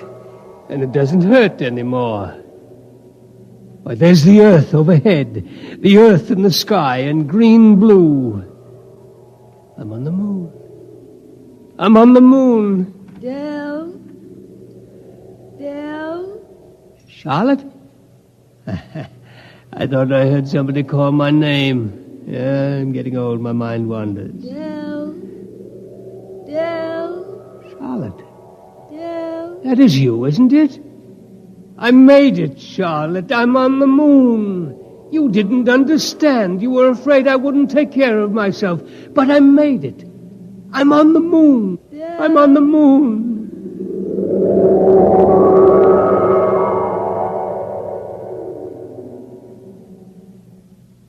on, Charlie. We better get Pop going. Here, give me a hand getting him on the stretcher. Never mind the stretcher, Mac. What's the matter? He won't need it. He's dead. Oh. Better get out the pumice skis and the air bottles. It's a long walk to town. Yeah. What about him? Looks as if he's resting, doesn't he? Propped up, looking out on the pumice. Well, he hit the moon. Come on. Let's start walking.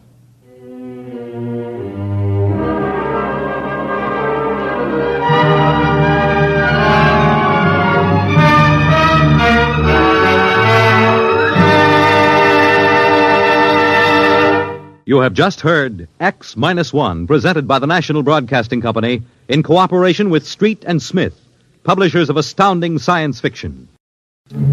Your announcer, Fred Collins. X-1 was an NBC Radio Network production.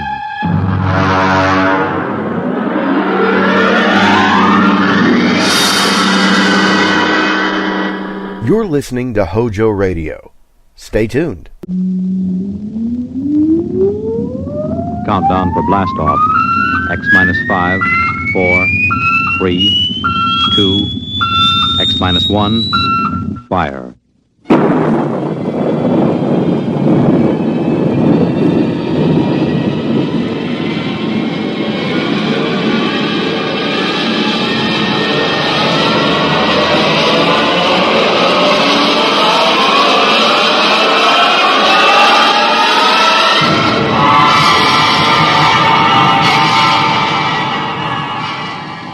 From the far horizons of the unknown come transcribed tales of new dimensions in time and space. These are stories of the future, adventures in which you'll live in a million could-be years on 1,000 maybe worlds. The National Broadcasting Company, in cooperation with Street and Smith, publishers of astounding science fiction, presents X minus 1.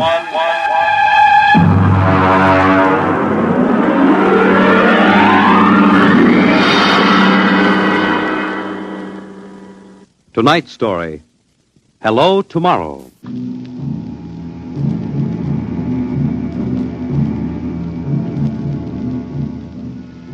After the third atomic war, when the Earth was a mass of red radioactive dust, a handful of men and women went deep underground in the struggle for survival. A new civilization was built deep underground, a civilization which must keep a ceaseless vigil against the deadly gamma rays which filter down through the Earth. A civilization where the prime consideration is the genetic survival of the race.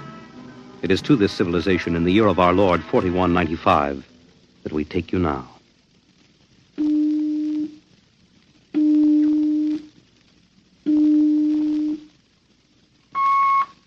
Professor Lois Burton? Yes. I have a call from the Director of Emotional Stability for the Third Oblong. Go ahead, sir. Hello, darling. Hello, dear. How is the Director of Emotional Stability? My, how impressive that sounds. Don't joke, dear. You never know who may be listening. Sorry. How are you? You sound tired. Well, we've had some bad cases. Mostly frantic mothers who insist on imparting their feelings to children. I suspect it's chromosomes affected by gamma ray leakage from the surface, but the head of the psychotechnic division says they're glandular cases. But that isn't why I called. I have good news. What is it? The genetic board has approved our application for marriage. So soon? Our chromosomes tested perfect. We can marry any time we want. As a geneticist, you should know that our offspring should be 90 percentile of perfection. I know. What's the matter? You are happy about it, aren't you? Of course. Terribly happy. I'm coming right over to the lab. You'll have to give me some time. What's the trouble? No trouble. You know that genetic survey I've been working on? What about it? Well, I've finally gotten permission to study an actual living case. A specimen of imperfect genetic transmission. Really? They're bringing him, or it, up from the condemned cages on the lower level. You will be careful. There's nothing to be afraid of. The specimen is XJ12. It's been studied before many times and is quite well trained. Oh, there's my door signal. I'll have to hang up, darling. See you later. Yes? Professor Burton? Yes. I'm from the Phylogenic Institute. Oh, you brought my specimen? May I come in? By all means.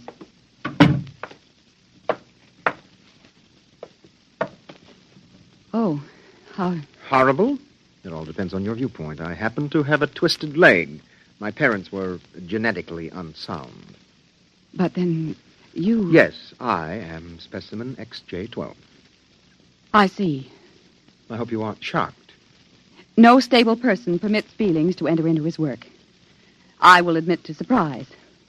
I was expecting something a little more abnormal. Well, I tried to be as abnormal as possible. It pays off. The Phylogenetic Institute allows me out of the genetic cages ever so often so I can breathe the pure air of the upper levels and mingle with the genetically perfect. You seem quite well educated. I spent the first years of my life here in the upper levels. How is that possible? As a small child, my mother concealed me from the director of heredity. My mother actually, dreadful word, loved me. That would explain your obviously low threshold of emotional control. If you choose to call it that. You seem to be struggling to repress a few feelings yourself. We will confine ourselves to the impersonal aspects of our work. As you please. I shall require you as a demonstration for a lecture I'm delivering to one of my classes tomorrow. At your service. Sit here, please. Grip these electrodes tightly. I'm going to calibrate your electrochemical tension. I'm quite familiar with the procedure. I realize that as an imperfect I am expendable, but I should hate to be electrocuted. The charge is not lethal. Plus 15 surface tension. You know, you have beautiful hair. Plus 12 at a depth of 4 centimeters. My hair meets minimal requirements for the genetic code. And lovely blue eyes. Crystal clear. Plus 10 at 7 centimeters. Pretty. A perfect woman. Lovely expressive hands. And a heart of stone. Like all the rest of you perfect survival types. Shut up. Oh, could it be you do have feelings? I seem to sense an air of emotional tension. It's nothing, dear. This is the specimen. You, specimen. Tell this dolt who I am, Lois. This is the Director of Emotional Stability for the Third Oblong. You will address him as Mr. Director. Mr. Director. This creature seems quite impertinent. He's only a specimen, darling. Well, use him and ship him back to the cages. He's probably radioactive.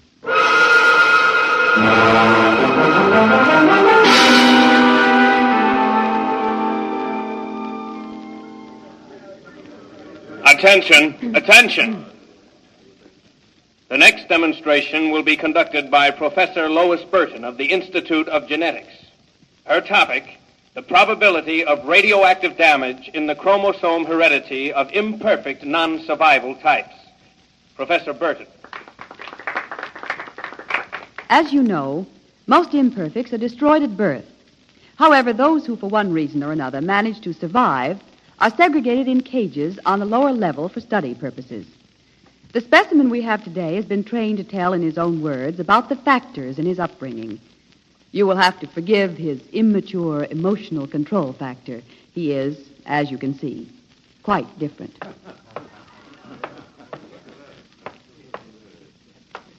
Specimen XJ12. You will proceed, please. Thank you. My mother was a psychotechnician in the Fifth Oblong. My father was an historian specializing in the records of pre-atomic surface culture.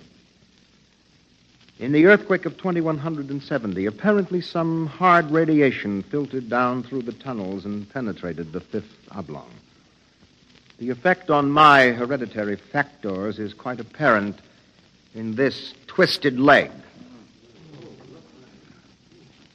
My father taught me in the last days before he was executed that every human personality is born with certain inalienable natural rights.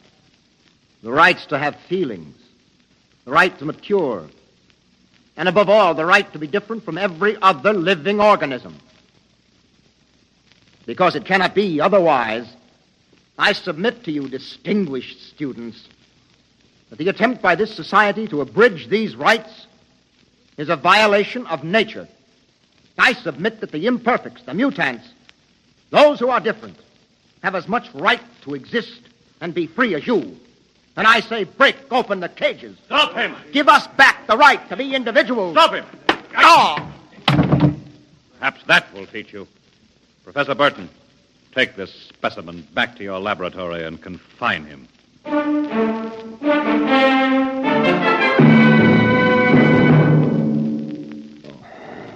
Hold still while I bandage your head. Oh. You'll be all right. I suppose you detest me for getting you into trouble. I don't detest you. What? I don't know why, but as you spoke, something began to stir in me. Tell me what you feel. If I moved you, then I must have moved the others, some of them at least. For some reason, I took pride in what you were doing, seeing you stand up against them. Why do you look at me like that? I can't help it. I wish you wouldn't. You're only an imperfect, you know. Please. My name is Orrin. Please. Say it. Orrin. Orrin. Again. Orrin. Lois. Orrin. Lois. How touching. Walter. I've been listening for some time. Walter, how could you? In my capacity as Director of Emotional Stability, it is my duty. What are you going to do? Specimen XJ12 will be disposed of quite systematically by the state. For the good of the state, for the good of the genetic code, and in the name of emotional stability.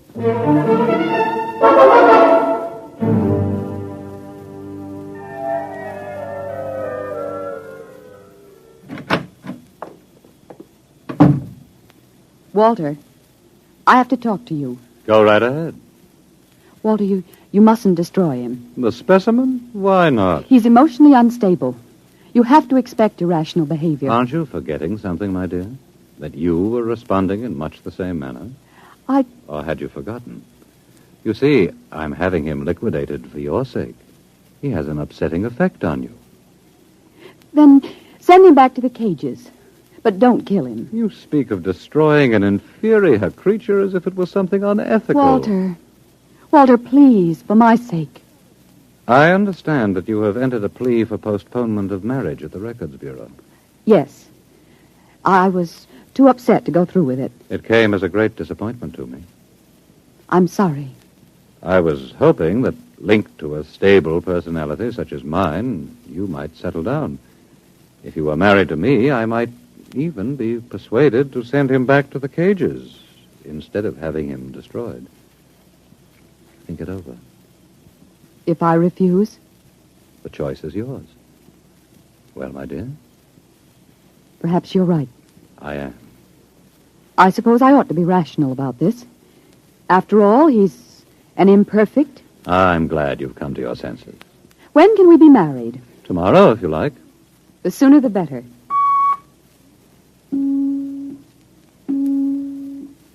Let me talk to the custodian, please. Hello. This is the Director of Emotional Stability for the 3rd Oblong. I would like you to cancel the execution of specimen XJ12. Turn him over to be remanded permanently to the genetic cages. You'd better go. I'll pick you up in, say, an hour, and we'll make plans. All right? Yes. Yes, of course.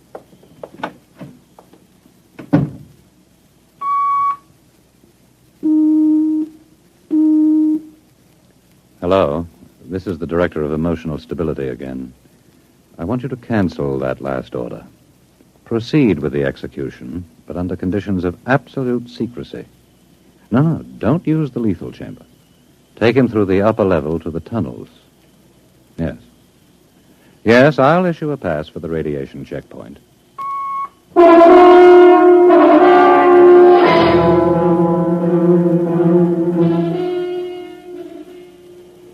Into the elevator. Very well.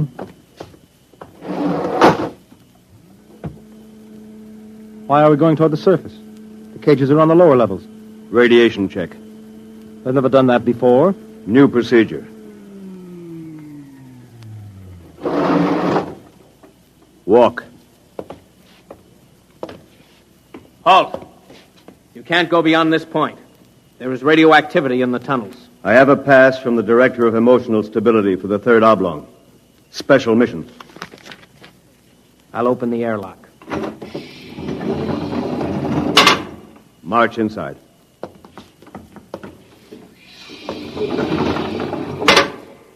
Turn around. So this is how they get rid of the imperfects. Before you dispose of me... Yes?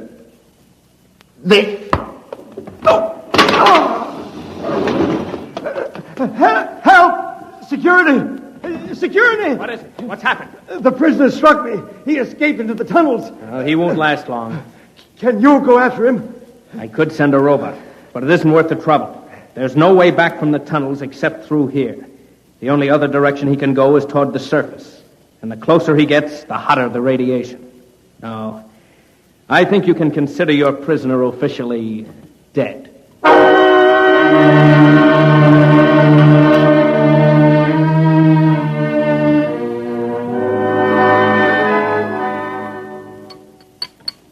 More wine? No, thank you, Walter. You look very beautiful, my dear. Very beautiful. Thank you. The wedding will be a small affair.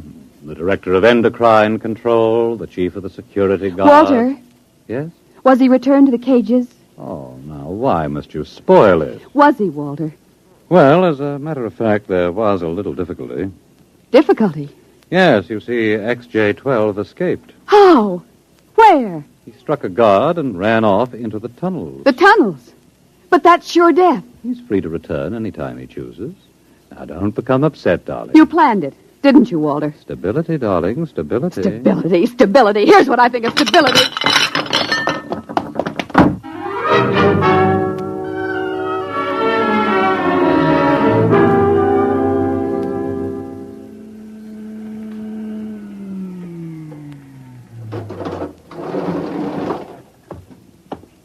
Halt! State your business. I'm Professor Burton of the Genetic Institute. You can't go into the tunnels, Professor. You'll have to let me by. I'm the fiancée of the Director of Emotional Stability. Oh, I suppose you're after the one who escaped? Yes. He's quite dangerous, I understand. I'm well armed. Wouldn't it be better to send a robot? I'm quite capable of handling him. He was my subject. All right, miss. It's your risk.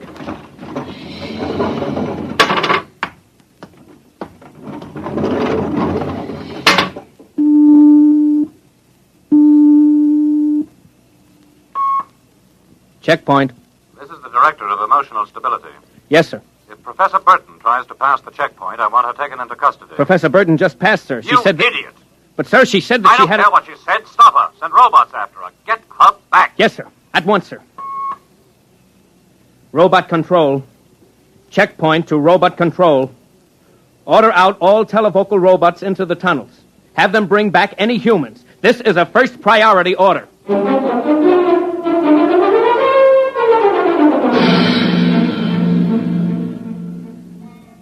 Oren! Oren! Oren! Oren! Oren! Oren! Oren, where are you? Oren! Hello? Oren! It's Lois! This way. Behind the rocks. Over here. Oh, darling, darling.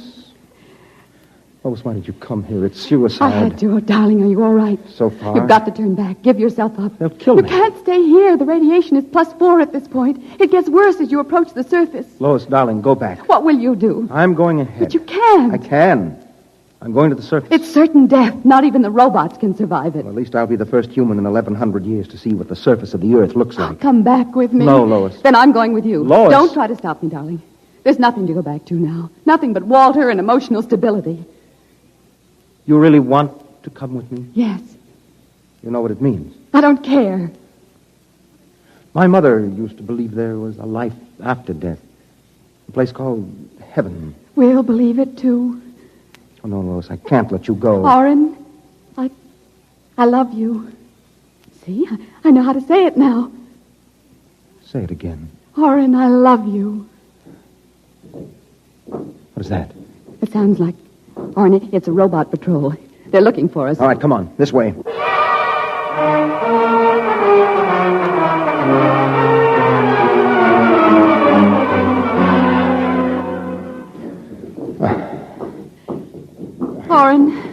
Wait. It can't be much farther, darling. The robots. They're coming. I can see their lights now. Listen, they've stopped. The lights are swinging round. Orin, they see us. Come on. Look, Lois, look ahead. You can see the lights reflecting from something. It looks like a lead door. Yes. Come on through. There must be some way to close it. Oh, yes, here. Let me help.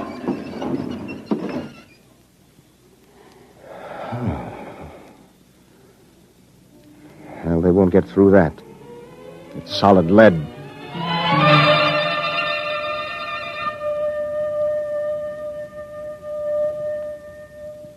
Orin, I feel so strange. Where are we? I don't know. Look, up there.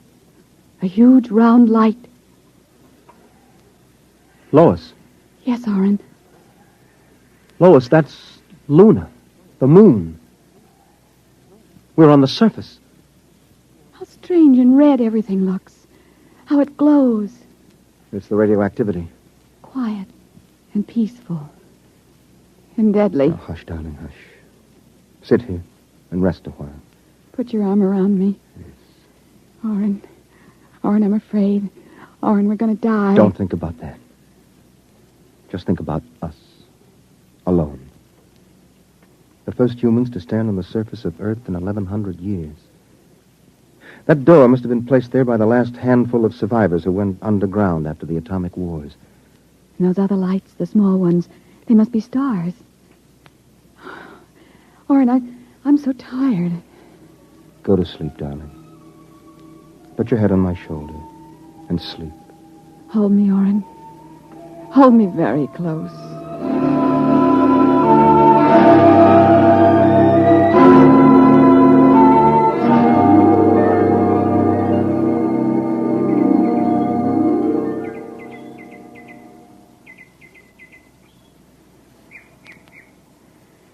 Orin. Hmm? Orin, wake up. Hmm?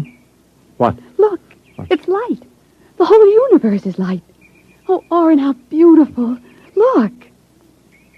This must be the heaven my mother talked about. See the plants? All green and fresh. And the birds. How strange they look.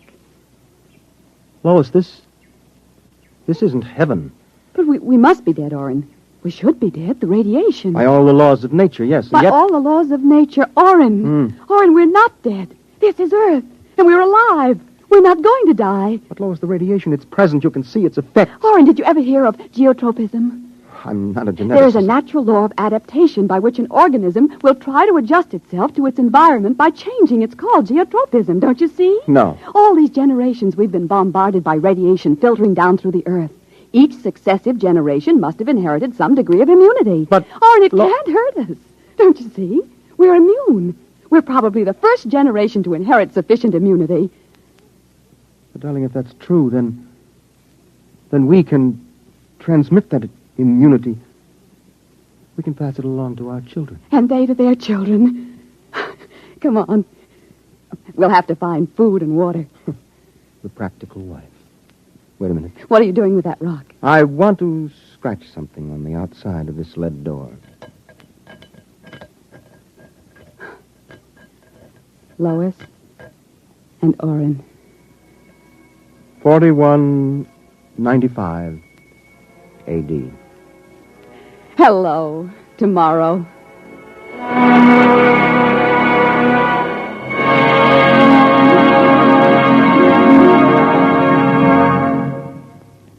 You have just heard X-1, presented by the National Broadcasting Company in cooperation with Street and Smith, publishers of astounding science fiction.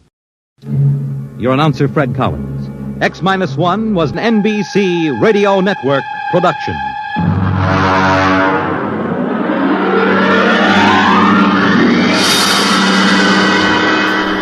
Our next broadcast was produced for syndication in 1949 at WMGM New York. It was based on a popular series of movies in the late 1930s and early 1940s and brought to the microphone the stars of the series, Lou Ayres and Lionel Barrymore. Ayres plays the young, idealistic doctor, and Barrymore, ever in character, was the crusty, lovable diagnostician. The men worked at Blair General Hospital, one of the great citadels of American medicine, a clump of gray-white buildings planted deep in the heart of New York, where life begins, where life ends, where life goes on.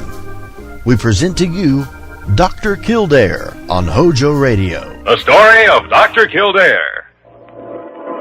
Whatsoever house I enter, there will I go for the benefit of the sick. And whatsoever things I see or hear concerning the life of men, I will keep silence thereon, counting such things to be held as sacred trusts. I will exercise my art solely for the cure of my faith.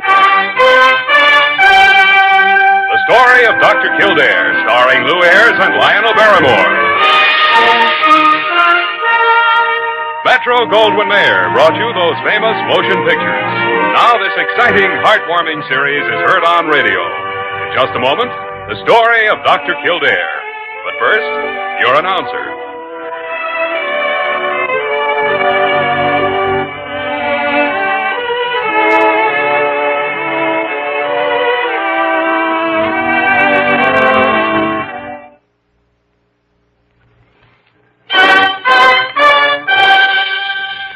Now, the story of Dr. Kildare, starring Lou Ayres as Dr. Kildare and Lionel Barrymore as Dr. Gillespie.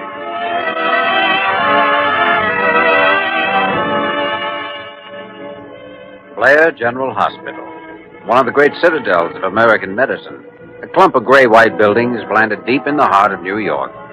The nerve center of medical progress, where great minds and skilled hands wage man's everlasting battle against death and disease. Blair General Hospital, where life begins, where life ends, where life goes on.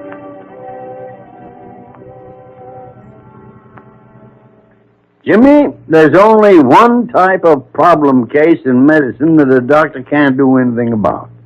And that's the problem of the patient himself. Well, it's a little hard to imagine a case without a patient, Doctor. I mean the patient who won't cooperate. Oh. No, I can quote you one example after another, right from my own practice.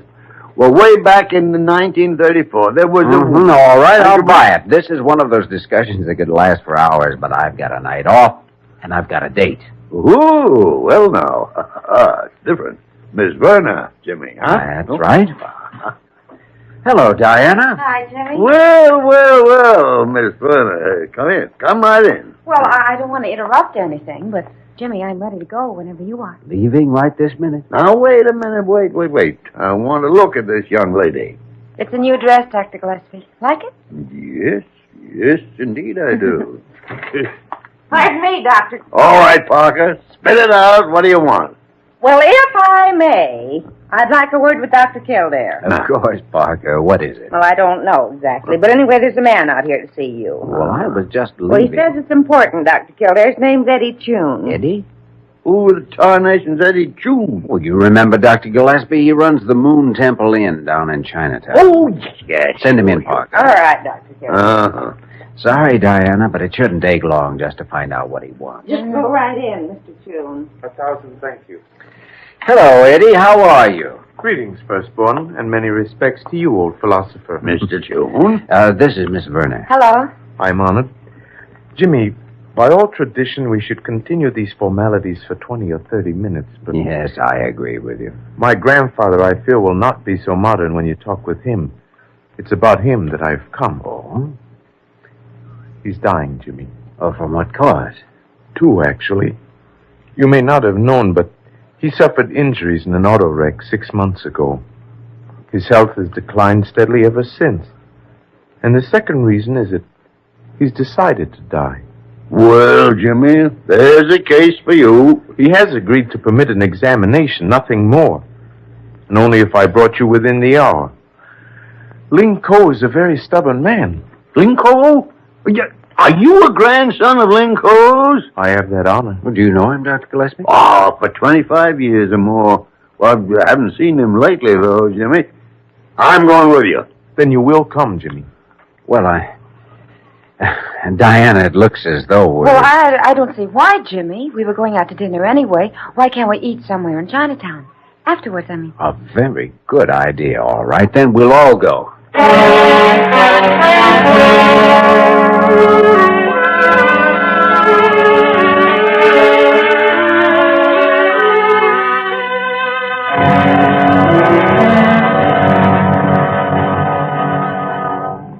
It is assumed this examination is permitted only in deference to excessive arguments by firstborn grandson. Who is humbly grateful. I understand, Mr. Ling. Now, take a breath and let it out slowly. That's it. Examination is permitted, but no treatment, Dr. Kildare. A man should live out his years and accept his fate. Yes, Mr. Ling. Now, breathe again. Same way. Jimmy, there's an area here on the upper left leg. Keep the stethoscope on his heart. I'll try some pressure. All right. There. Now. Any effect? Wait. Yes, it's slowing down. Well, bradycardia effect. Well, that's it then. Yes, let me try the stethoscope over the area you were pressing. It is most undignified for elderly man to be discussed like pork in marketplace. Just a second, Mr. Ling. Yes, you can hear the surge. Here, take the stethoscope, Dr. Gillespie. Yeah, thanks. Mr. Ling, I gather this leg was rather badly injured in that car wreck. Is that right? Very badly, Dr. Kildare. Well, that settles it, Jimmy. And I say there are enough collateral channels open to justify immediate surgery. Might this unworthy one inquire result of examination? Well, Mr. Ling, you have an arteriovenous aneurysm, the result of those leg injuries. Indeed. It is most gratifying to know cause of one's death. Death? Oh, who said you're going to die? Kildare will fix you up. Examination is permitted. Treatment, no. Well, why do you feel that way about it, Mr. Ling? These eyes have seen many years, Dr. Kildare. This heart leans now toward old friends who are gone. This brain has advice no longer for the young. To live beyond one's time is improper. One loses face. Ah, you're no older than I am. Each must make his own decision, Dr. Gillespie. But you have another possible 15 or 20 years, Mr. Ling, if you want them. To old men, one passion is permitted, gambling. To cling to life only that one may indulge such foolish pursuit is unseemly. One loses face. Better to make way for the young. Mr. Ling, I don't know what to say to you.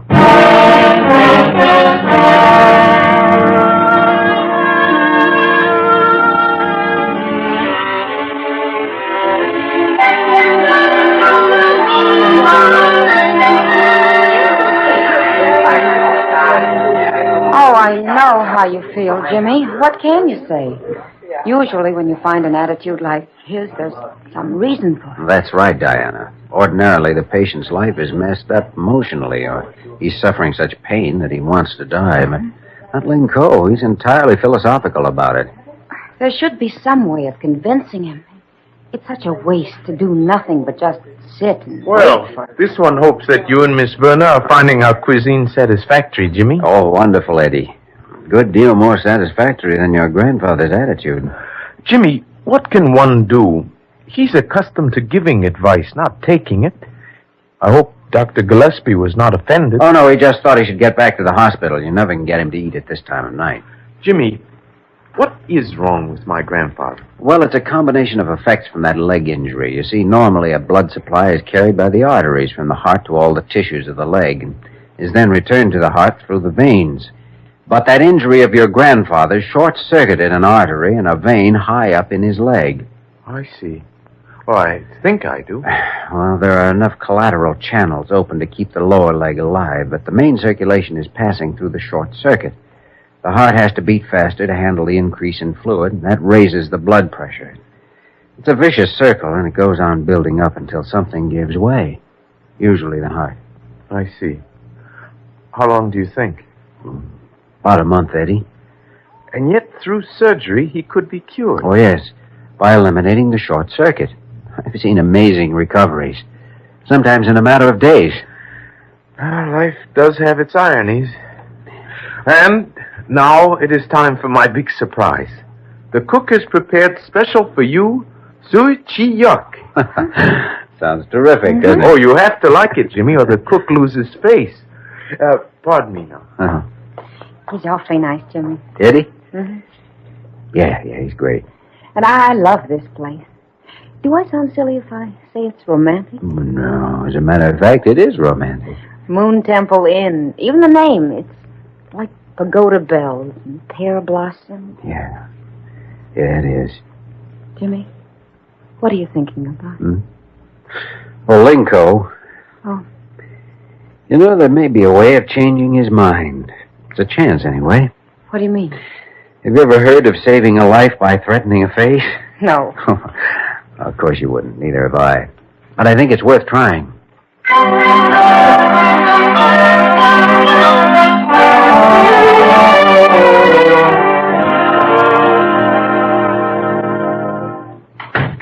Oh, good morning, Dr. Gillespie. You have an appointment in 10 minutes. Parker! Where's Kildare? How should I know?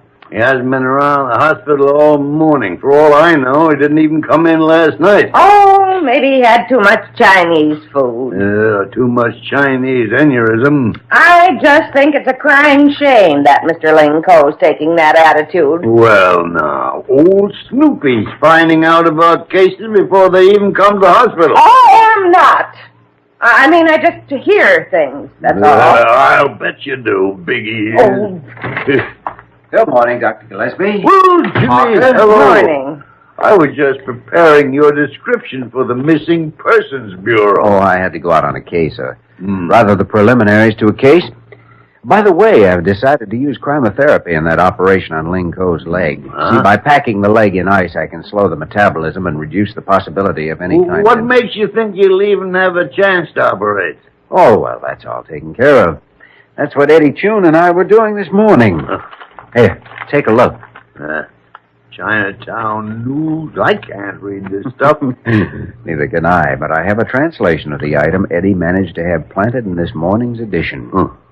What are you talking about? Now, let's see. Reads, quote, "It is a great misfortune when an elderly scholar, long honored for his wisdom and understanding, chooses voluntary oblivion rather than face the problems of life. Now, wait a minute. It has been wisely said that cowardice is one of the unforgivable faults." Unquote. Well, there it is. Eddie thinks it'll work. Work? How? It's a matter of Oriental philosophy. You see, if Ling Ko were to follow through with his decision after this, he'd lose face with his friends. And to a Chinese traditionalist, that's a fate worse than death. Jimmy, you're out of your mind. Maybe. Anyway, Eddie agrees with me, and he ought to know. I've tentatively scheduled an operating room for day after tomorrow. It'll never work. I'll get it. Miss Parker speaking.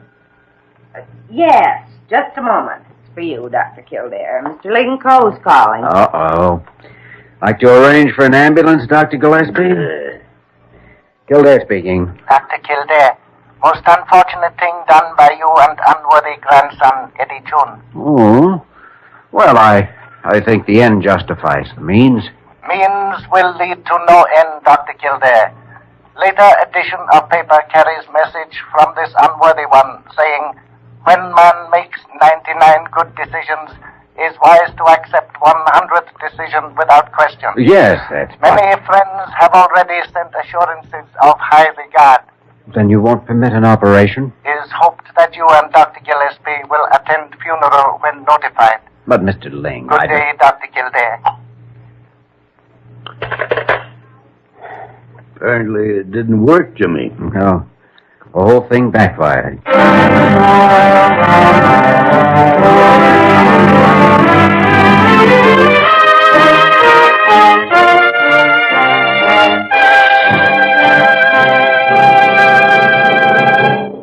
We return to the story of Dr. Kildare in just a moment.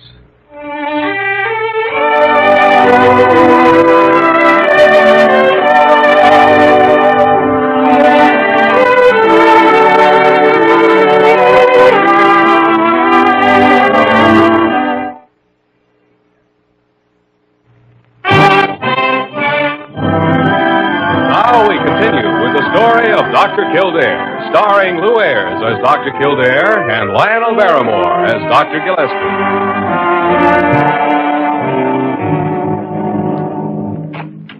Hello, Parker. Oh, Dr. Kildare, there's a patient waiting to see you. New one or an old one? Well, a new one, I think. Her name's Sam Tune. June? Must be related to Eddie. Well, she filled out a card here, so... Oh, here it is. Yes, husband Eddie Tune. She's his wife. Wonder what's wrong with her. Well, I'm not a diagnostician, Dr. Kildare. But... Oh, that's it, huh? Maybe I'd better see her as soon as I get it. Confounded tarnation. You know, Parker, there's one thing about Dr. Gillespie. He never loses his sunny disposition. Conference. If there's any more asinine method of wasting time, I've never heard of it. Parker, who's the girl in the outer office? No, just a patient of Dr. Kildare's. Oh, interesting case, Jimmy. Well, might turn out to be. She's a granddaughter-in-law of Ling Co's. Oh, you don't say so. Well, what seems to be the trouble? So? Complaint, symptoms. She must have some reason for coming here, hasn't she? Oh, yes, she had a reason, all right, but I doubt if she has a complaint, or does she, Parker? No. She seems quite happy about it, Dr. Kildare. Well, then I think we can... Wait a minute. You haven't even examined her. No, not yet. You're merely accepting Parker's half-baked opinion. Well... Why, she wouldn't know a hypochondriac from a hypodermic unless somebody told her. Well, after 25 years around here, I can at least recognize a pregnancy case when I see one. Pregnancy? Oh, is that what it is? So I'm led to believe. Oh, well, I thought it might be something interesting. Now, there's a jaundiced attitude for you. What could be more interesting than birth? New life replacing the old, wondering whether it'll be a boy or a... What's the matter, Jimmy? Maybe an idea there. Where? Are you free this evening, Dr. Gillespie? No, confound it, no. Why? I thought you might enjoy an evening of Chinese checkers. Huh? It's all right, though. I'd rather take Diana anyway. What the tarnation are you talking about? Hello, Sally. I'd like to speak with Mr. Ling Ko. His phone number is,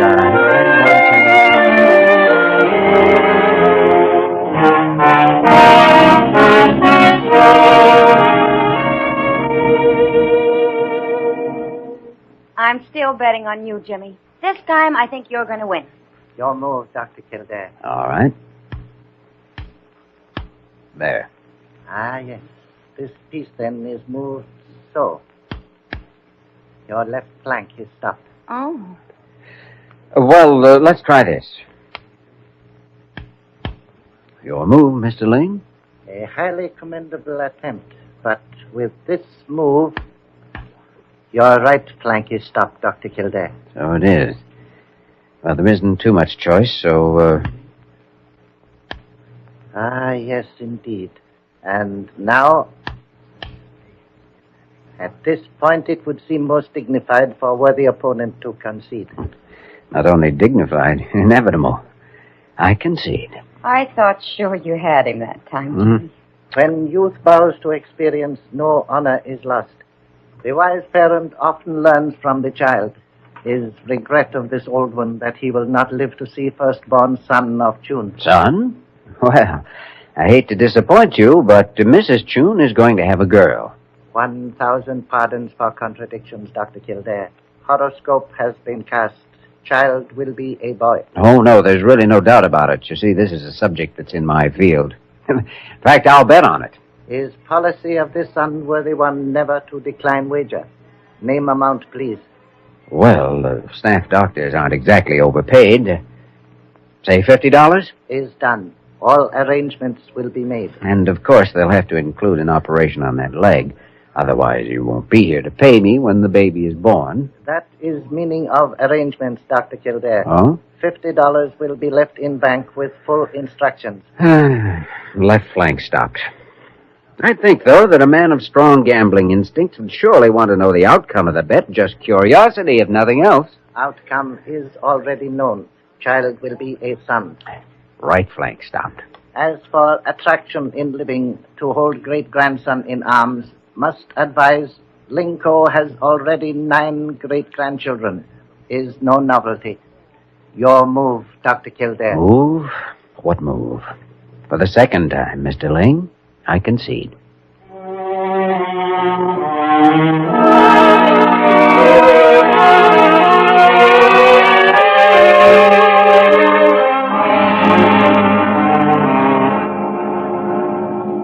Jimmy, I put a lot of thought on this case during the last week, and I've come to the conclusion that the only way to get Ling Ko to submit to surgery is by starting with a full acceptance of his attitude and then using that attitude. And just how do I go about doing that? Well, it's just the trouble. In the first place, he's already suspicious of you. And in the second place, you're just too confounded young. Which brings us right around the bush to the place we started from. And leaves old Ling Ko on his way to a funeral complete with firecrackers and rice cakes. And I guess all I could do under the circumstances is go down to my office and try to grow older as quickly as possible. No, I didn't mean that, Jimmy. Yeah, I know you didn't. Well, see you later. Confounded tarnation. Parker! Parker! What on earth's wrong with you, Dr. Gillespie? Nothing's wrong with me. Call a taxi. What do you want a taxi for? You're not going out, are you? Of course not. I'm merely going to bring it up here and dissect it. What? Now get out of here and get me a taxi.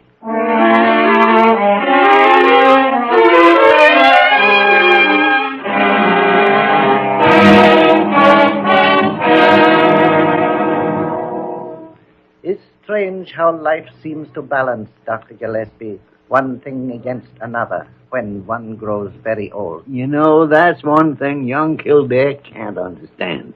The passions grow cold, as someone said, and then philosophy grows out of the ashes. Is same with young members of Ling family. They make the days noisy with wailings and pleas. This old one can find little peace. Well, they just don't understand how we can look at things differently. See? They're too young. No, same way with Kildare. He's a good doctor, all right, but sometimes his enthusiasm runs away with him. He has been most insistent. Yeah, sure. He's thoroughly convinced the operation should be tried, even if there's only one chance in 100 you'll live through it. Was understood operation is quite simple. Oh, no, it's a long way from simple. Huh? Kildare simply can't get it through his head that man might want to be left alone, live out his days in peace. Is feared there will be no peace. Relatives are most troublesome. Yes, too bad they won't let a man enjoy his last 2 or 3 weeks in calmness and meditation. Would cause them much happiness if this old one should submit to operation. Oh, yeah, I suppose it would. Dr. Kildare also. Oh. Please inform him operation will be performed tomorrow morning. You mean you tomorrow morning?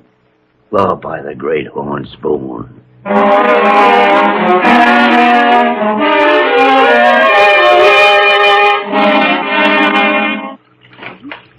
Oh, come in, Dr. Gillespie. Well, Jimmy, I understand the surgery was a complete success. Your stooges certainly don't waste any time. Stooges? I don't know what you're talking about.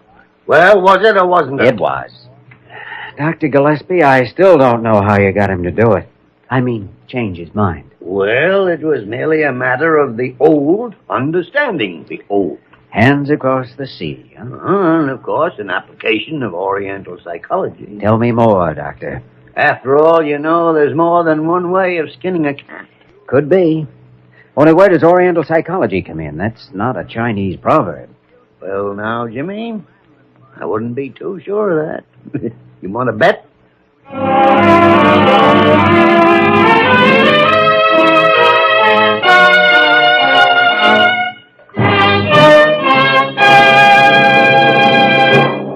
In just a moment, we will return to the story of Dr. Kildare.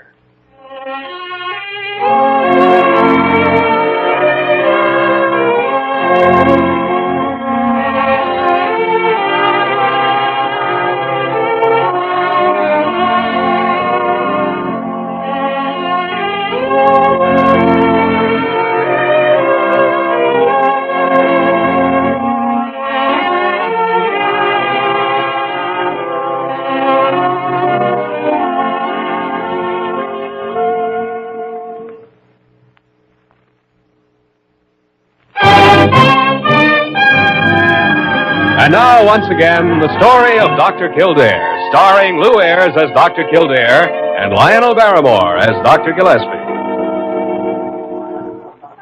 Good evening, most honorable friend. Evening. Trust everything is satisfactory. Fine, wonderful. You're looking very well, Mr. Ling. Have never felt better in entire life, Dr. Kildare. Is feared this unworthy one faces prospect of many years more living. Oh, now, isn't that too bad? What an unpleasant prospect. Prospect is not too displeasing, Dr. Gillespie. Dr. Kildare, is of course most impolite to remind you of occasion for this banquet. However... Yes, I know. Eddie Chun double-crossed me and had a son. And I owe you $50. Here you are. 1,000 thank yous, Dr. Kildare.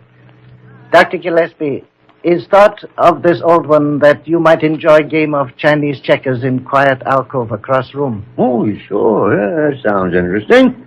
Of course, I've never played the game. It is very simple. Young people will excuse old ones. Oh, sure. Go ahead. We'll have dishes sent over. This way, Dr. Gillespie. After you have learned game, perhaps small wagers could be made. Oh, sure, Mr. Ling. Yeah, why not? You suppose I ought to warn him? What good would it do? He's stubborn enough to bet anyway. Sure he would. Well, he'll just have to learn for himself. So, then let's talk about us. Oh, not us. You. About how you look in that gown, the way you're wearing your hair, and your eyes, and that smile that's just now breaking through. It sounds awfully nice, Jimmy. For a start. Good. Then what do you say we go on from there?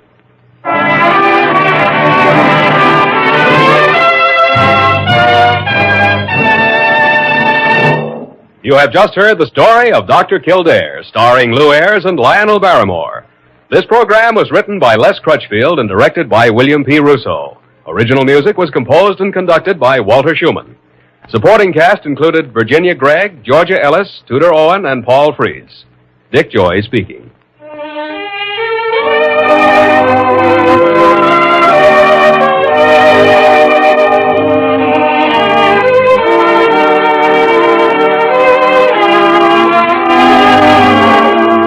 Thanks for listening to HOJO Radio. We have more classic radio coming your way next. The story of Dr. Kildare. Whatsoever house I enter, there will I go for the benefit of the sick. And whatsoever things I see or hear concerning the life of men, I will keep silence thereon, counting such things to be held as sacred trust. I will exercise my art solely for the cure of life. The story of Dr. Kildare, starring Lou Ayres and Lionel Barrymore. Metro Goldwyn Mayer brought you those famous motion pictures. Now this exciting, heartwarming series is heard on radio. In just a moment, the story of Dr. Kildare. But first, your announcer.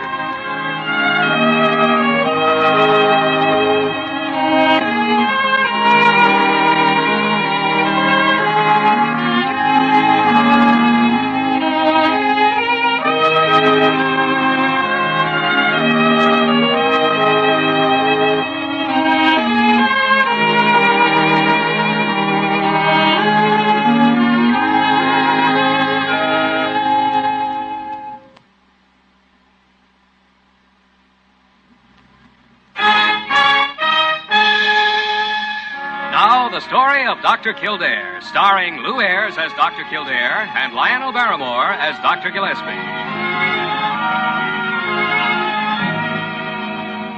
Blair General Hospital, one of the great citadels of American medicine. A clump of gray-white buildings planted deep in the heart of New York, the nerve center of medical progress, where great minds and skilled hands wage man's everlasting battle against death and disease. Blair General Hospital. Where life begins, where life ends, where life goes on.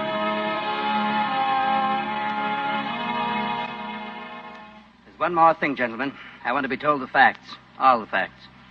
Well, we seldom deal in imaginative flights of fancy here at Blair Hospital, Mr. Bradley. Oh, I'm sorry, Dr. Gillespie. I mean, I don't want the picture colored. I want the truth. In other words, you're afraid you may be in bad shape, and if so, you want to know about it. That it? Dr. Kildare, I believe that whether you're building a $5 million bridge or buying a nickel cigar, you can't make a logical decision unless you first have all the pertinent facts. And any time you try to dodge a fact, you're only handicapping yourself. That's a good theory. Happens to work in medicine as well as engineering. Well, Dr. Gillespie, since you're the diagnostician, maybe... No. Go ahead, Jimmy, now. We're in full agreement on this case. Hmm? Well, then let's look at some of the facts that brought you here last night, Mr. Bradley. Let's see.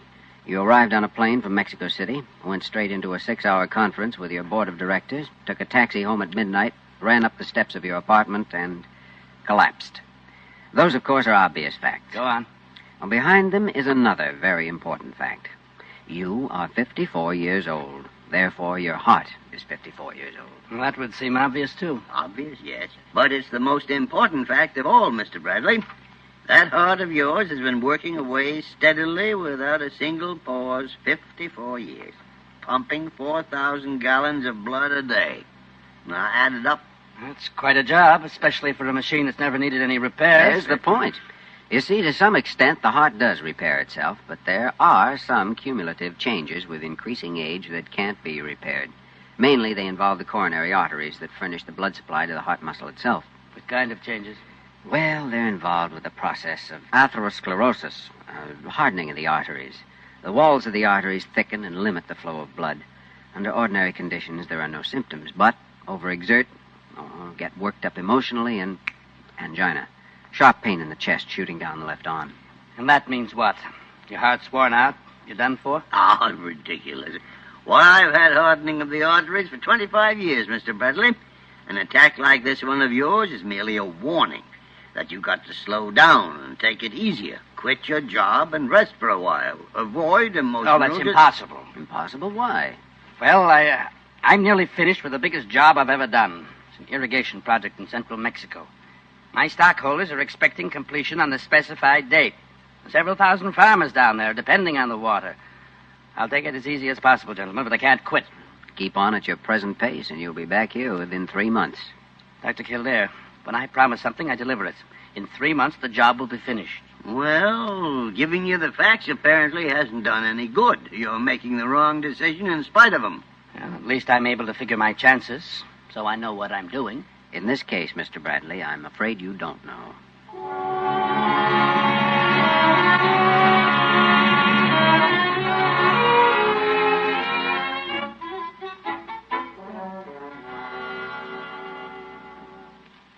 Confound it. If you lay something down for 5 minutes around here, it disappears.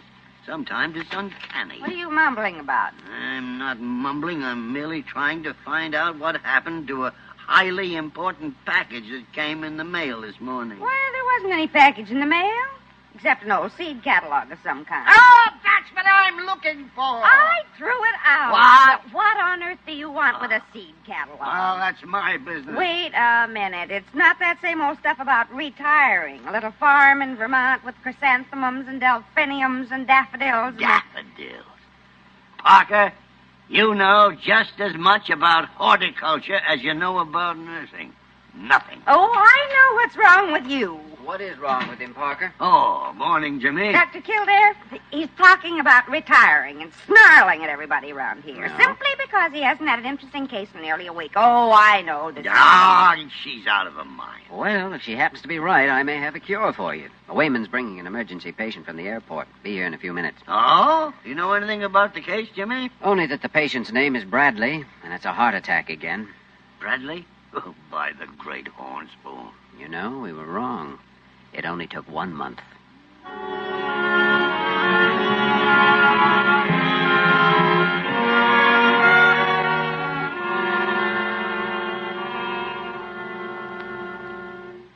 You were right, gentlemen, and I was wrong.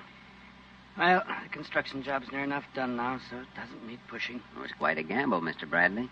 Your life against the completion of a job. I've always kept my promises, Dr. Kildare. Anyway, I won the gamble. Well, now, that still remains to be seen. Hmm? A coronary thrombosis, when it isn't fatal, sometimes leaves the heart permanently damaged. I see. This coronary thrombosis, exactly what is it? Well, it involves those diseased coronary arteries I told you about before. For some reason we don't know, a blood clot forms in one of the constricted spots and blocks off the blood supply to a part of the heart muscle. Result, heart attack. Felt pretty much like the other attack, the one you called angina pectoris. Well, they're a lot alike, but a thrombosis is more serious. In some cases, yours, for instance, there's enough collateral circulation to keep the heart going on short rations until the thrombus is eliminated. But can't anything be done to prevent it? Yes, it can. Yep. Anybody who was warned by a mild attack of angina can have sense enough to change his way of life. Slow down. Take it easy. All right, Dr. Gillespie. I'm ready now to buy that advice. Come in. Oh, hello, Diana. Jimmy? Dr. Gillespie? Mr. Bradley, this is Miss Werner. Hello, Mr. How do you do? She'll be your nurse during the various tests we're going to make. Well, what have I done to deserve the prettiest nurse in the hospital? Why, thank you. Ah, easy now, Mr. Bradley. You've got a heart condition, you know. All right, Dr. Kildare. And anyway, I saw that look she gave you. Well, Dr. Kildare, I came to let you know the electrocardiograph is set up whenever you're ready. Good. We're ready now. Will you send for an orderly? Of course. Right away. Electrocardiograph. Sounds complicated. It is complicated, Mr. Bradley, but it's one very good way of getting some facts.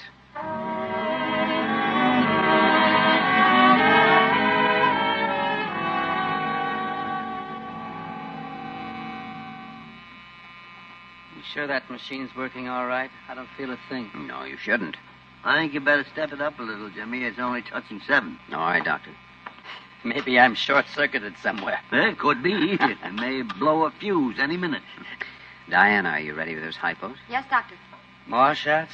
What are they for this time? Oh, just to test your heart response to a couple of drugs. Gives us a few more facts. And what are those 2 drugs I'm taking now? This dicumarol, what's the other one? Quinine sulfate? Quinidine sulfate. Well, the dicumarol tends to keep the blood liquefied. Helps dissolve that thrombus and reduces the danger of an embolus. Quinidine sulfate's a big help in the prevention of ventricular fibrillation. The heart beating out of rhythm and ceasing to function as a pump.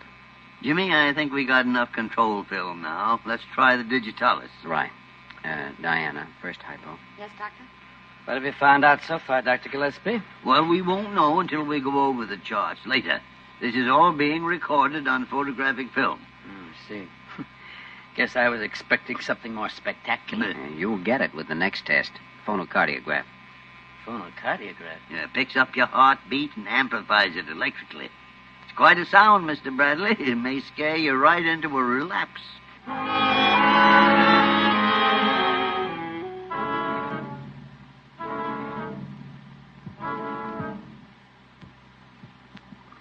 There's an irregular slur on the recovery beat, Dr. Gillespie. Notice it? Yes, I did, Jimmy. Interesting. Well, what's that mean? Nothing by itself. Just another You fact. shouldn't talk, Mr. Bradley. She's quite right. In fact, for a few seconds, I want you to hold your breath. All right. Yeah, there it is. I can't quite understand it, Jimmy. All right, Mr. Bradley, that's enough. How many more of these tests are you going to have to make? Oh, this is only the beginning. What's coming up next? Well, we've recorded your heart action. We've listened to it. I think it's time we took a look at it. No, wait a minute. Oh, you can relax. We'll use a fluoroscope. We don't have to take it out to look at it.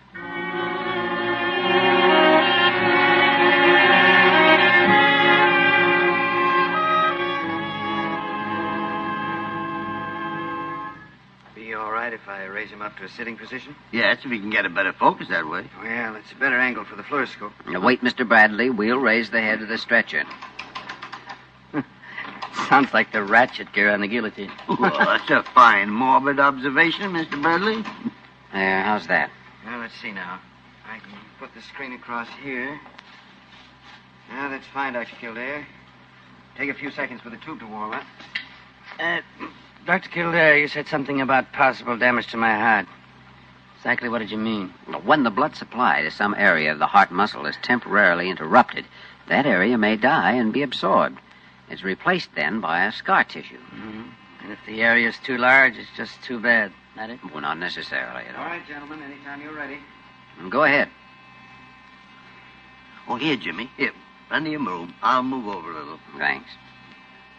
Can you see all right, Dr. Gillespie? Yes, Jimmy. I can see all right. Well, I think you can cut the machine off now. That's all for the present. All right, Doctor. Well, that was quick enough. Just one more fact, Mr. Bradley. Diana, you can have him taken back to his room now. All right. Well, what's the next step? Two of you get together and try to agree on some verdict? I guess that's about it. Well, Dr. Gillespie? Right with you, Jimmy. Well, I hope you reach a fast agreement. Everybody tells me the third attack is the one that's fatal. Just a superstition, Mr. Bradley. We'll look in on you later. You saw it, Jimmy, huh? Yes, bulging out a half-inch or more with every heartbeat. That area is so thin you could poke your finger through it. And it'll get even thinner before it starts to heal. May break through any minute. I know. Well, he doesn't need to worry about a third attack. He hasn't got 1 chance in 100 of living 10 days.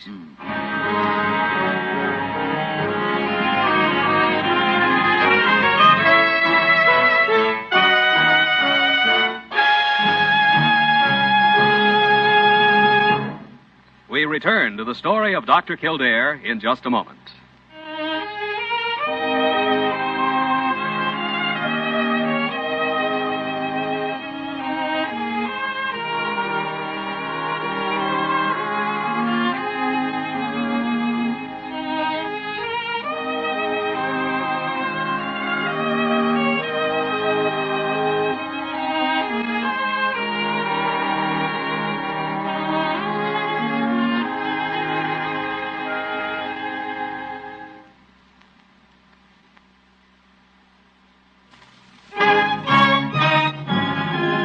Now we continue with the story of Dr. Kildare, starring Lou Ayres as Dr. Kildare and Lionel Barrymore as Dr. Gillespie.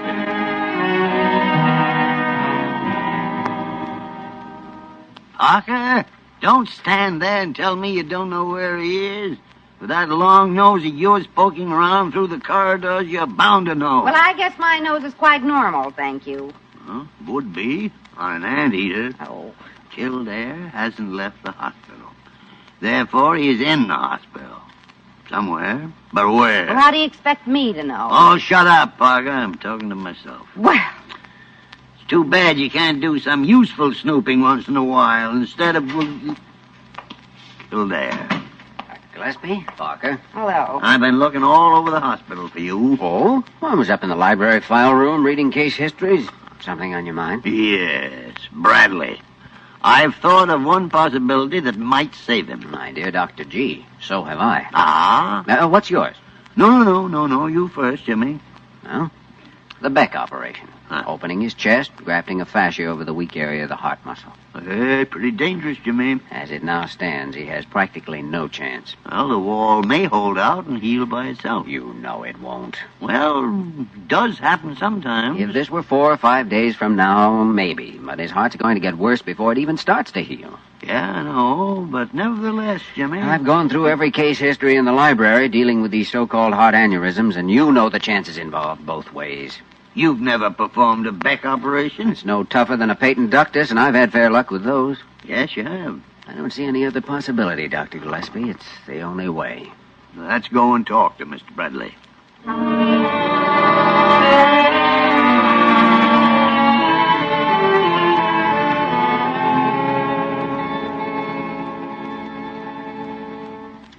All right, gentlemen. I've survived the shock of learning that my heart is seriously damaged. Let's have the details. Facts. Well, I told you, Mr. Bradley, that the heart wall in one particular area is so thin it's bulging out every time your heart beats.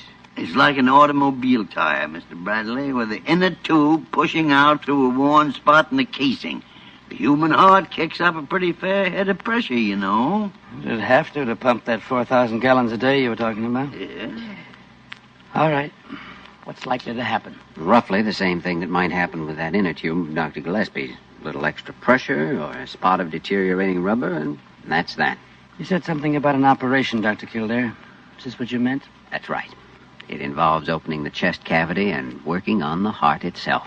Grafting a kind of a patch over the weak spot to prevent a blowout and give the muscle a chance to heal itself. That sounds like a fairly rough deal. Well, it's been performed successfully in many cases. And you're advising it in my case? Yes. Do you agree, Dr. Gillespie? I do.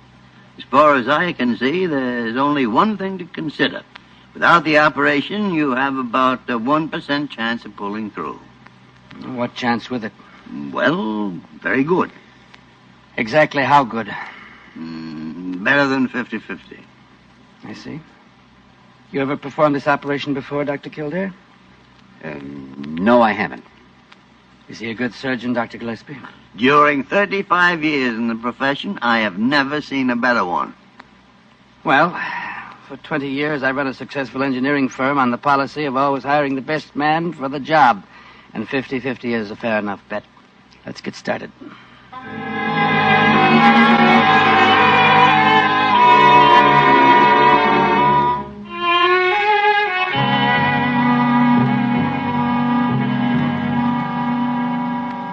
I've scheduled operating theater number 6 for 9:15, Dr. Kildare. It was the best I could do on such short notice. 6 is fine, Parker, thanks. Now, what about personnel?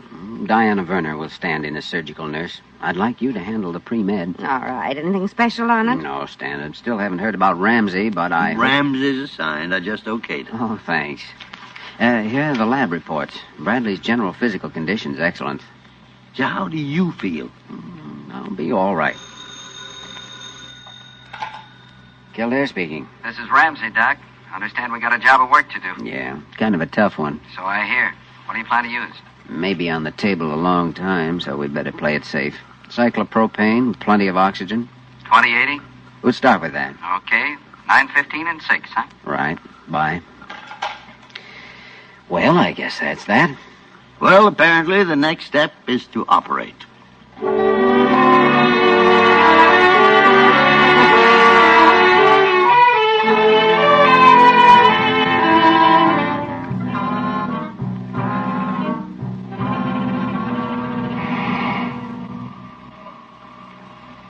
Pulse 64, Doctor. I won't need these other clamps, Miss Werner. Very well, Doctor. Short forceps, please. Here you are. Amazing vitality. Muscle tone is marvelous. Sponge, please. Yes, Doctor. Pulse 63. What oxygen balance are you using now? Still 80-20. Good. Sponge, please. Thanks. You still dripping plasma? Yes, Doctor. Good. Better give that second hypo now. Pulse 63. I think we can dispense with that pulse reading. Oh? I'm holding his heart here in my hands.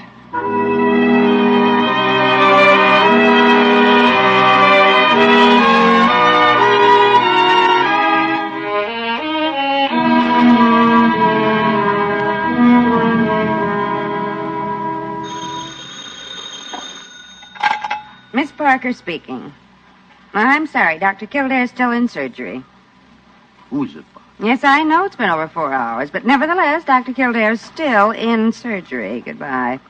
They act like it's my fault. Who does? Oh, the front office. They've got some reports or something for him to sign. They've always got some reports. 4 hours. Confounded Parker.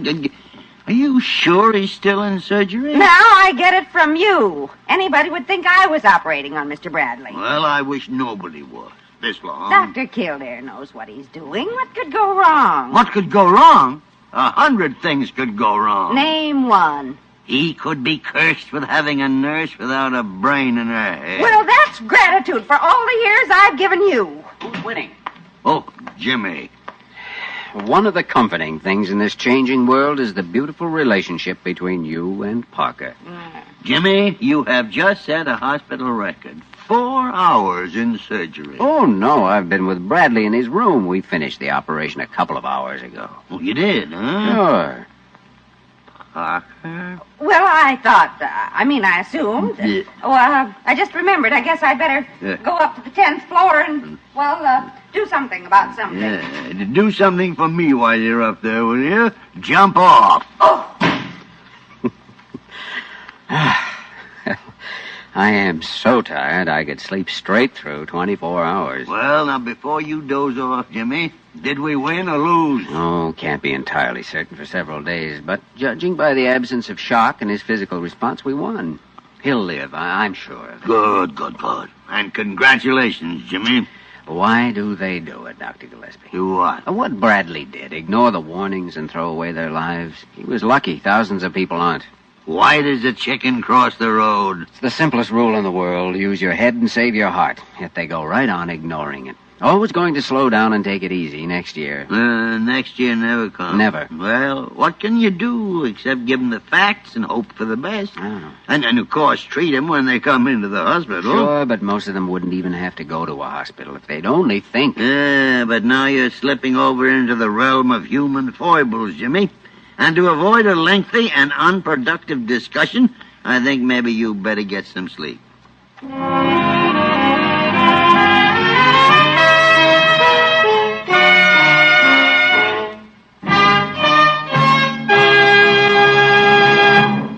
In just a moment, we will return to the story of Dr. Kildare.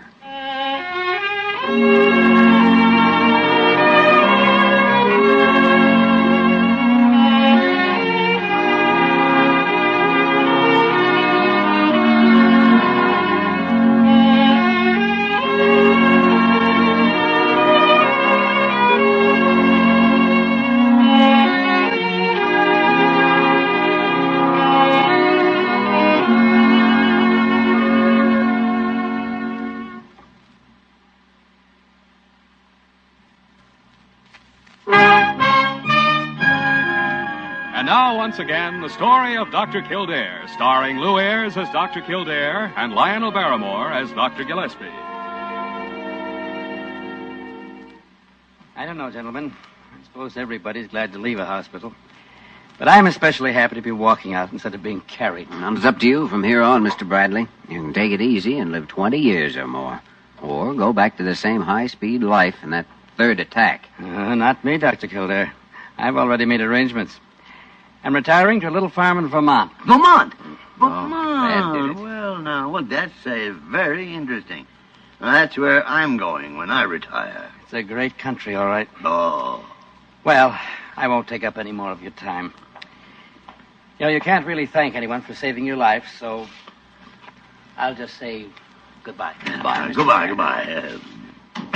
A farm in Vermont. Ah, that is the life, Jimmy. Farm in Vermont. Raising flowers and vegetables. Ah, you wouldn't retire if you were 120 years old, and you know it. Next year, maybe. Away from all this madhouse with nothing to worry about. Dr. Gillespie, I want... Well, Parker, what do you want? Well, it's these new hot water bottles. There's something wrong with them. Look, I filled this one with water and it bulges. Bulges, huh? Bulges. Well, now, that's right down Kildare's alley. He's an authority on bulges. You think you can graft a patch on it, Jimmy? Oh, let's see it, Parker. Yeah. Would you advise major surgery, Doctor? It's apparently defective, all right.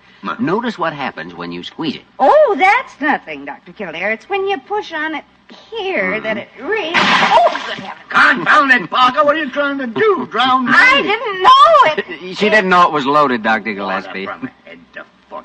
Of all the nincompoop... Oh, in answer to your question a moment ago, I wouldn't advise surgery. No. The patient is just too far gone. Here's a towel.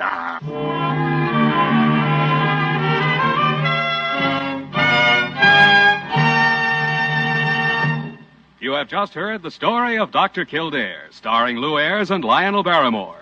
This program was written by Les Crutchfield and directed by William P. Russo. Original music was composed and conducted by Walter Schumann. Supporting cast included Virginia Gregg, Georgia Ellis, Wilms Herbert, and Vic Perrin. Dick Joy speaking.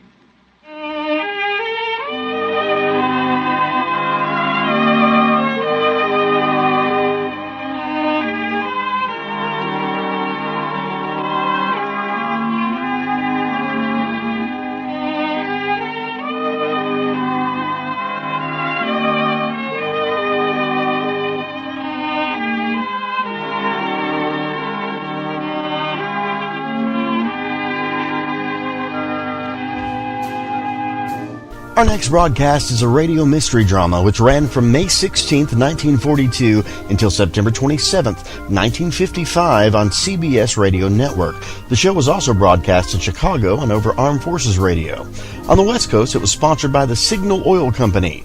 That whistle is your signal for the Signal Oil program. The program was also adapted into a film noir series by Columbia Pictures in 1944. Each episode began with the sound of footsteps and a person whistling. The haunting signature theme tune was composed by Wilbert Hatch and featured Dorothy Roberts whistling with an orchestra.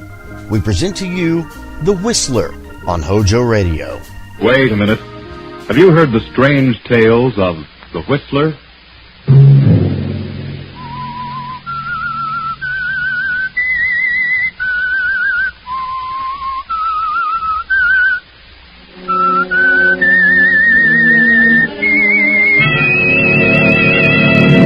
I'm the Whistler. Please don't leave me, Gerald. You mean so much to me, darling. Since you've been here, I've been the happiest woman in the world. You've nothing to fear. Andrew will never find out about us. Never. Sunday night, and again, CBS presents The Whistler. I, the Whistler, know many things, for I walk by night. I know many strange tales, many secrets hidden in the hearts of men and women who have stepped into the shadows. And so I tell you tonight the amazing story of the thief.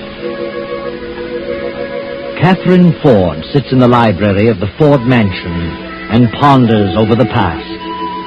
For 12 years now, she has been the wife of Andrew Ford, wealthy manufacturer. Andrew Ford is now retired and spending his time and money collecting gems. He has a daughter, Alice, whose mother died a few years after Alice was born. Alice is a lovely girl, and Catherine wonders what her own child might have been like at the age of 20. Catherine had a child 20 years ago, a child she hasn't seen for 19 years. She never told Alice. Hello? Mrs. Ford? Yes? I'd like to have a talk with you, Mrs. Ford. What about? I have some information that might interest you. Information? My name is Harry Jones. If you want to see me, come here to my home. Well, I could, but I'd rather you come to my place. My address is 217 East 20th Street, apartment 110.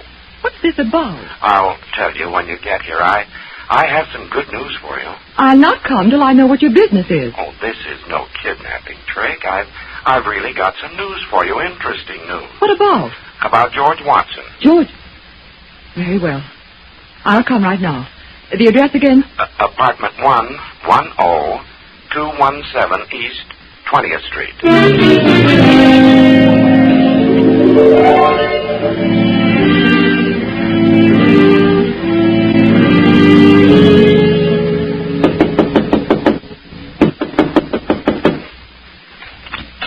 Oh, hello, Mrs. Ford. Come in. Well, what do you want, Mr. Jones? Recognize me, Mrs. Ford? Well, your face is certainly familiar, but I... Well, don't I look a little like George Watson? Yes, you do. You do resemble George Watson. Well, I ought to. I'm his brother Harry. What? His brother? Yes.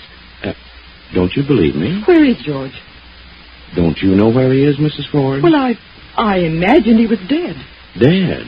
Of course, after 7 years, You imagined it, but you weren't sure. No. Do you know where he is? I've got a pretty good idea, but he isn't dead. I was only 17 when I married George. I didn't know he was a safecracker till after the baby was born, and he took the baby and disappeared. Then I learned he'd killed an officer in a robbery in Kansas City. I tried to locate him, but he'd gotten away. Yes, well, Mrs. Ford, this doesn't really concern George. What about the baby? What do you know of him? You're married again, aren't you? To a millionaire? Yes, I've been married 12 years. Oh, by the way, did you ever get a divorce from George? No, I hadn't heard of him, and after 7 years, a man is supposed to be dead. Did you get a court decision on that? No. I didn't know it was necessary. Oh, I'm sure it is necessary. Unless you got a court decision, you're still married to George. You'd better look into the matter. How long since you've seen George? Well, it's been a long time. But I'm sure he's alive. After he left you, he came to my place with the baby. He stayed with us for a while, and then he pulled this bank job and had to disappear. I heard from him a few times, but I haven't seen him. Where's my son? About a year ago, I found out who you were. Now, well, things have been kind of tough for me lately, so I thought I'd get in touch with you and see if you couldn't do something for me. I've not been able to work for some time. I had an accident over a year ago. Where is my son? Oh, he's here, Mrs. Ford. Oh, may I see him? Oh, yes. That's why I asked you to come here. Do you call him Gerald? Yes, call him Jerry for short. Oh, he knows I'm his uncle. I've told him that his father is dead and that someday I'll find his mother, but now I've spent considerable money on Jerry, and, well, now that I've found you, I thought you might like to take him over and sort of reimburse me a bit. Oh, of course, I'd be glad to. How much do you want? Well, George sent us very little, so I'd say 18 years at $400 a year would be into $7,200. Would that be all right? $7,200? Well, I don't think I could get that sum all in a lump. I could certainly use it. I'm way in debt, doctors and so forth. But I could pay you as time goes on. All right. By the way, does your husband know about your marriage and your son? No, I've never told him. I can give you $1,000 now. Oh, all right. Of course, I'll expect you to take him off my hands now. I've told him all about this. I understand. But if I do take him to my place, how will I explain to my husband? Oh, I've got that all figured out, and I've told Jerry about it. He understands. You tell your husband that your nephew is arriving in town and he's going to live with you, and later on you can make your own plans. Very well. Oh, may I use this pen? I'll write a check. Oh, yes, yes. You should be grateful for this. You can give your son the things that he deserves. Very well.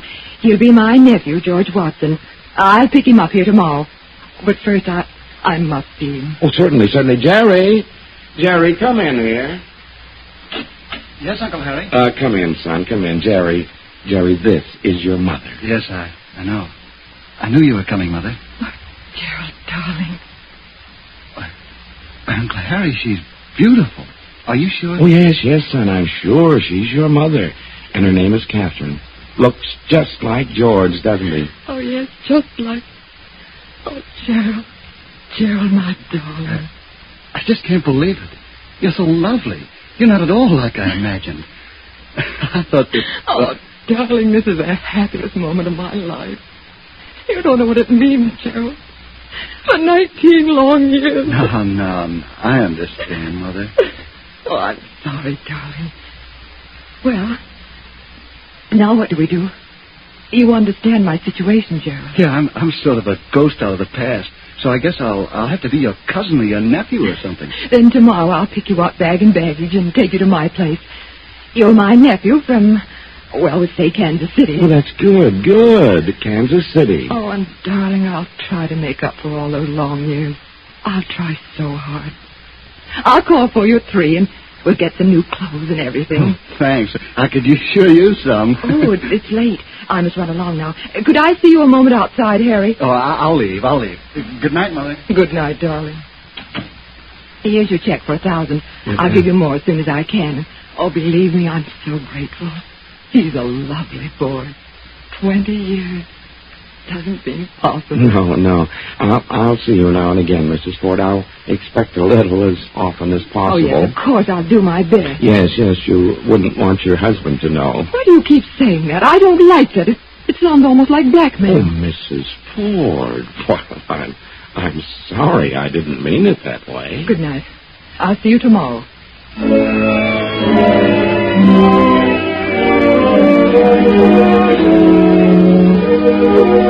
Andrew Ford, Catherine's husband, sits in his library with his secretary, Paul Blake, discussing the recent purchase of a gem collection. Paul, a young man of 25, is in love with Andrew Ford's daughter, Alice. Well, Mr. Ford, I'd say you made a good deal on this collection. Some nice pieces here. Yes, I think so, too. You'd have some of these things reset for Alice. Her birthday is coming up in a few weeks. Yes, I know. I bet you do. I'd like to give this bracelet to Catherine, but she won't wear a speck of jewelry. It's strange, isn't it? Most women can't have enough, and they're always wanting more. Catherine is certainly different in that respect. Well, maybe someday I'll come across something she'll like. Well, better put these in the safe, Paul. Yes, sir. Oh, by the way, this is the first of the month. Did you have the combination of the safe changed? No, they phoned that they'd have to postpone it for a few days, and maybe wouldn't get around till next month. Oh, what's the reason for that? Short of help, they said. Well, I suppose it'll have to be all right. It was changed just 30 days ago, and you and I are the only ones who have it. Yes, and I'd suggest, if I may, that you keep your copy of the numbers on your person. Oh, what do you mean? Well, do you know where your copy is? Why, yes, of course. Now, what did I do with that? Here it is. I found it in the corner of the desk blotter.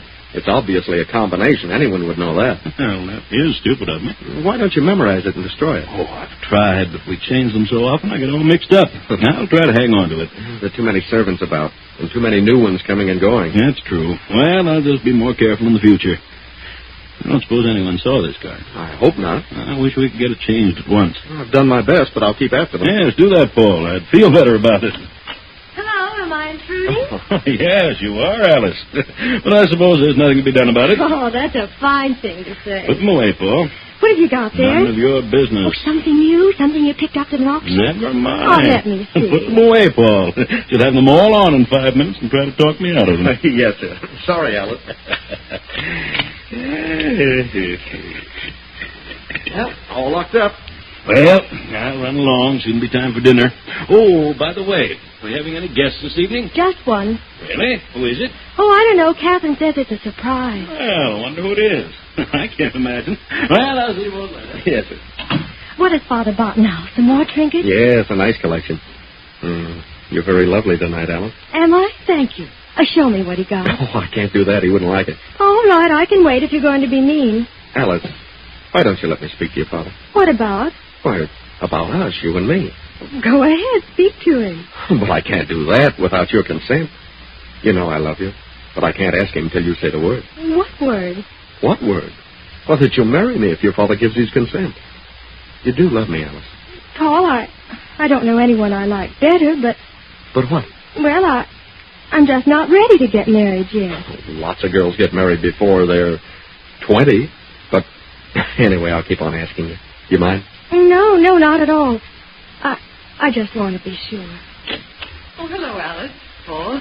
Where's your father, Alice? Has he come in yet? Yes, Mother, he's in his room. Oh, do you mind asking him to come down, Paul? Oh, certainly not, Mrs. Ford. Oh, before you go, Paul, I want you to meet my nephew. Alice, this is Gerald Watson, my stepdaughter, and this is Paul Blake. Well, it's a pleasure. How do you do? Your nephew? How nice. I didn't know you had a nephew, Mother. As a matter of fact, she'd forgotten about it herself. You see, Alice, I've been living in the West. I just got in town this afternoon. Is Gerald a surprise guest, Mother? Yes, Alice. Gerald's going to stay with us until he gets settled here. Oh, how delightful. What do you plan to do? Oh, I don't know. I'll get into something. For a week or so, I'm just going to look the country over. Beautiful place here. Oh, wait till you see it all. There's everything here. Hunting, fishing, riding. That's for me. Oh, great. We can have a lot of fun. How about a ride first thing in the morning? Before breakfast, the trails are gorgeous. All right with you, Alice. Mother, where on earth did you discover such a charming nephew? Pardon me, I'll get Mr. Ford. Oh, Paul, I thought you'd gone for him. I'll just ring him on the house phone. Mr. Ford? Mrs. Ford would like you to come down to the library. Yes, now. Very well. Wait till you see my new horse, Jerry. Wonderful. And we have one you'll be crazy about. It's Western, too. How long did you say you intended to stay? No, I don't know. Maybe several weeks. Oh, marvelous. He's going to take an apartment in town. Perhaps I can help him locate something. I know of a few places that might interest I'll help you find something, Jerry. Oh, thanks. Do you like to dance, Jerry? Like it? I'm crazy about it. Oh, wonderful. I know the best places in town. Well, Catherine, what is it? What's happened? Oh, who's this? The surprise guest? Yes, Andrew. Just off the train. This is my nephew, Gerald Watson. Glad to know you, Mr. Ford. Nephew? Well, I'm glad to know you, Sam. He's my sister's son. Sister? Well, I didn't even... Yes, I had a sister. I lost track of her. You know how it is when families get separated. Well, you're quite welcome here, Gerald. Thank you. Just on a visit, or are you planning to settle here? Oh, he's going to settle here. Aren't you, Jerry? He's going to get into something. Well, maybe you could help him, Father. Yes, perhaps I could. You'd better finish dressing, Andrew. Dinner'll be ready in a few minutes. Oh, of course. Will you excuse me? I'll be down in a moment. I won't be 5 minutes. Come along, Jerry. I'll show you to the guest room. Do you like a sunny room in the morning? I know just the one. You'll love it. Anything you say, Alice, will delight me. You, say your nephew is just in from the West, Mrs. Ford? Yes, Paul. Why? Oh, nothing. I just asked. Charming fellow.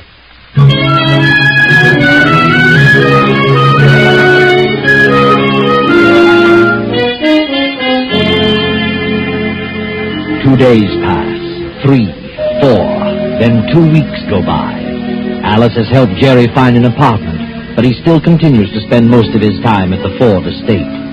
Now, toward the end of the 3rd week. He's been here almost 3 weeks, Alice. You've helped him find an apartment. You've gone riding, fishing, and swimming. I know that, Paul. You're gone early in the morning, and you're out with him every evening. Jerry's a lot of fun. He's great company. Yes, undoubtedly.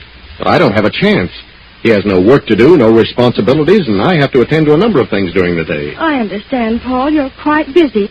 It's all right. I don't mind. I do. Do you have to spend every evening out with him? Oh, why, Paul, are you jealous? No. That is, well, you could give me a little time. What about this evening? We could go to... Oh, sorry, Paul. Jerry and I are going to the 17 Club. The 17 Club? Yes, there's quite an affair there tonight, a charity to do. I know. I bought tickets. I was sure you'd go with me. Oh, I'm terribly sorry, Paul. I'd love to, but I've already promised Jerry. Alice, just what is it about Jerry that's so attractive? Well, I don't know. I like you very much, too, Paul. I mean that. But with Jerry, I don't know. It's different, is that it? Oh, Paul, you're always absorbed in your work. You and Father are forever poring over those collections. You never ride, never play golf, no swimming. You're such a serious sort of person. It makes me sad. Well, I have certain responsibilities. What can I do? Run out on your father? Well, that's up to you, Paul. Oh, is it? I can take my choice, huh? Yes, Paul. You know, you're an awful stick in the mud. Very well, Alice. I'll take my choice. But I thought I meant more to you than this. You understand my position. There's nothing I can do about it. I'm sorry I brought the matter up. Good night. Good night, Paul. I hope you have a pleasant evening.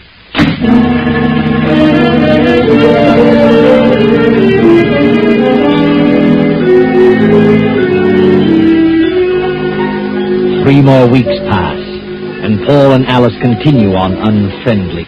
Jerry still has found no business connection to his liking, and he manages to spend much of his time at the Ford estate. The richness of his environment seems to have gone to his head. He's been spending money as though it were water, and Catherine finds her allowance taxed to the limit. What is it, Gerald, darling? What's wrong? Come in and close the door. Gotta have a talk with you, Mother. Of course. Are you ill? No, not exactly. Oh, Gerald, what is it? Tell me. I've got to have some money. Right away. Money? But, darling, I've given you every cent I can for the present, and I've had to give your Uncle Harry quite a sum. I've got to have some money. But please be reasonable, Gerald. I'll let you have some as soon as I get it. When? Oh, in a week or so. The 15th. I've overdrawn my account now. You've just got to cut down, Gerald. I know. And that's the trouble. I tried to make things easier for you. I tried to make some quick money. What? You've been gambling, is that it? Yes. I was sure I could make enough to meet my own expenses, but, well, the breaks were all against me. Jerry, why did you do it? Why? I told you why. It's a place Uncle Harry knew about. When was this? Over a week ago. It's a tough outfit, and now they're making it hot for me. Threatening me if I don't pay by tomorrow noon. Threatening you? Did you write a check? No, I'm not that crazy. But then how can they threaten you? Jerry, you mean they threatened your life? Yes. This gambler that I owe it to knows who I am. You mean he knows you're my son? No, I mean he thinks I'm your nephew. Oh. So he figures I can get the money if I really have to. Oh, he's bluffing you. Tell him you'll have the money in 2 weeks. How much is it? $4,000. $4,000? Are you out of your mind? Oh, I know it sounds crazy, Mother, but, well, I just got in deeper and deeper. $4,000? Oh, good heavens, I couldn't give you that much in less than 2 months. You've got to. He'll have me taken for a ride. I know him. $4,000? Oh, how could I explain it to Andrew? Do you want me to be killed? How much time have you? He said tomorrow noon. But I can't possibly do that. Maybe he'll take some jewels as security. I have no jewels. I never wear jewels. The safe is filled with jewels. Filled with them. Doing nobody any good. That's ridiculous. Besides, I don't know the combination. Oh, Gerald, I don't know what to do. Well, I guess I'll just have to take the consequences. I'm stuck. Well, try to stall him. At least you can try. If he doesn't accept that, then I'll have to go to Andrew. Yeah, Andrew. He couldn't spend all his money if he tried. Okay. I'll see what I can do, but I don't think it'll work. Good night, Mother.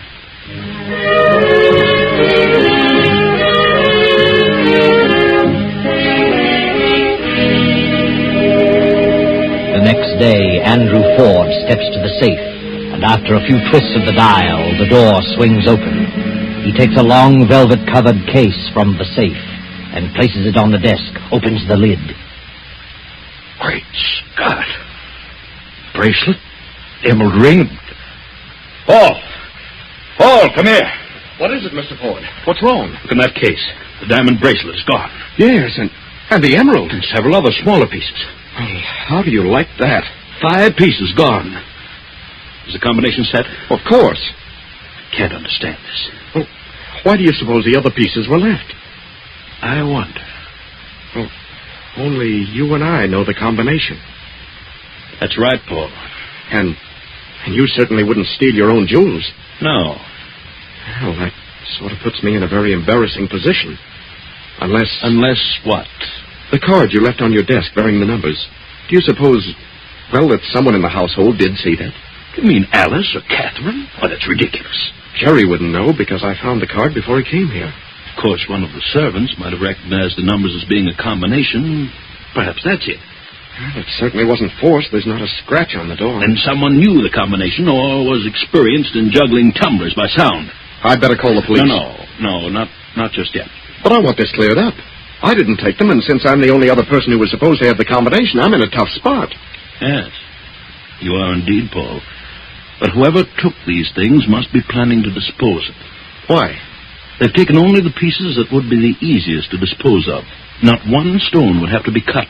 Well, then, why not have the police keep a watch on the pawn shops and the fences? Oh, all right. You attend to it. I don't suspect you, Paul, but the police will. And for the sake of your future, this will have to be cleared up. I understand that. I'll give a description to the robbery detail at once. In the meantime, I'll check all doors and windows to see if there's any evidence of the thief having forced an entrance. No. Don't phone, Paul.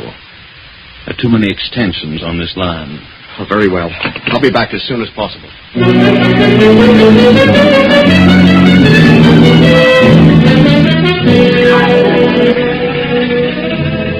Paul hurries into town to make his report to police headquarters. Meantime, Andrew is inspecting every window and door of the mansion. Finding no clue of a forced entrance after 2 hours, Andrew decides to give up and return to the library. The library door is slightly ajar, and as he stops, he hears voices coming from within. Darling, I don't understand. Why must you leave me? I can't stay here forever. Why not? Well, suppose Andrew finds out about us. How can he? He never know. Yeah, but he might. The thought of it gives me the jitters. Oh, Gerald, please don't go. You mean so much to me, darling. Since you've been here, I've been the happiest woman in the world. Oh, we can meet now and then, out of town. Now and then. How can you say such a thing? I couldn't stand it. Oh, darling, don't go. I love you so much. I stayed here, and Andrew did find out. No telling what he might do. Why take a chance on losing all this wealth? I don't care about it. All I wanted to have you near me always. I'd better go. I've got to. I'll come back in a month or so. Goodbye. Goodbye, darling. Aren't you even going to kiss me? Of course. What's the meaning of all this? Andrew. So, this is an example of the embrace of a nephew and aunt. Heard every word you've said in the past minute or so. Nephew. You expect me to believe that now? But Andrew, he's You're not... lying. I know what he means to you. I know what he is. I never mentioned a sister or a brother until he popped up. You're wrong, Andrew. You don't understand. My own house under my very nose. I ought to kill the both of you. Get out. Get out, both of you. Andrew. Get out before I do something I'll be sorry for. Now, wait a minute. Get out, you sneaking little rat. Mr. Ford, we got them. This is Captain Ellison. They caught this man here trying to sell the bracelet. Who is this man, Captain? Name is Harry Watson. Where did you get this bracelet? Why, a fellow gave it to me for a gambling debt. Gave it to you? I don't believe that. You're in with one of the servants here. Someone let you in and gave you the combination of that safe. That's crazy. Oh? Then you must have juggled the tumblers. There wasn't a mark on the door, not a scratch. I tell you, a fellow gave me this bracelet. If you want to save your neck, you better start talking. Who was this fellow? That bracelet is stolen property. That means 10 years unless you talk. I didn't know it was stolen. Where's the rest of it? Ask him. He gave it to me. Gerald, oh, good heavens. He's lying. Where would I get it? He gave it to me to pay off a debt. I don't know where he got it from. Maybe somebody gave it to him. So you're a thief as well, Gerald. Where did you get that combination? Now, wait. Gerald didn't have the combination. He didn't have the jewels. I took them. What? Why? This man, Watson, is lying. I gave the jewels to Watson myself. For what reason? To keep his mouth shut. That's a lie. He was blackmailing me. He knew something about me that I didn't care to have known. He called me to his home. I've been paying him ever since. I ran out of money, so when I learned the combination, I gave him some of the smaller jewels. That's where he got him. Gerald had nothing to do with it. I didn't blackmail him. I can prove it by a canceled check. What did he know about you, Catherine? Well, Did he really know something? Or are you just trying to protect this man, Gerald? I took them. I tell you, what else matters? Catherine, I don't believe you. I paid Harry Watson because he found out that Gerald was my son. What? Your son? Yes. When I was a kid, I married George Watson, Harry's brother. Shortly after Gerald was born, I found out that George was a crook. He almost got caught in a vault robbery. He ran out of town and took the baby with him, left Gerald with his brother Harry, and I never heard about either of them again. I knew nothing of Harry until he called me. He says George is still around, but I thought that after 7 years, a man is legally dead. He said, I'm not really married to you unless the court gave that decision. I didn't know that. Well, Watson, she has the check. You're stuck with blackmail. She's lying. I never mentioned blackmail. I never threatened her. And what's more, I didn't even say Jerry was her son. You did. I told her Jerry was her nephew. I asked her to help the kid out, give him a chance to do something. I've never done much for him, and I was too old to do much now. Why, you said you raised him. I was even paying you for that. I did raise him, but I didn't say that he was your son because he isn't. He's my son. I can prove it. Your son died a year after George left him with us. I can prove that. You're just trying to railroad me. You took those jewels and gave them to Jerry. Wait a minute. You opened that safe, Catherine? Yes. Then prove it. Step over there and open it now. Open it? Yes, open it. You see? You can't. No. And where did you get that combination, Jerry? I didn't have the combination. She did give them to me. And as far as I can see, all three of you are stuck. Oh, no, Captain. Jerry and Harry Watson are stuck, but not Catherine. Because Jerry can't prove he didn't know the combination, and Catherine can't prove she did. If Catherine thinks this boy is her son and she's trying to protect him, the only way she can prove she opened the safe is to open it now. And she'd do that if she possibly could. Hand over the rest of those jewels, Jerry. All right. Here they are. I'm telling the truth about Jerry. Yes? Maybe you are now. But if Catherine was willing to sacrifice herself for this boy, then you must have convinced her that he was her son. You can take them away, Captain. I'll prefer charges in the morning. Yes, sir. Come on. Oh, by the way, Watson, I'd like to talk with your brother George. Well, George was killed by the police in Kansas City 3 weeks after his baby died. Oh? You see, Catherine, you've just been the victim of a couple of clever schemers.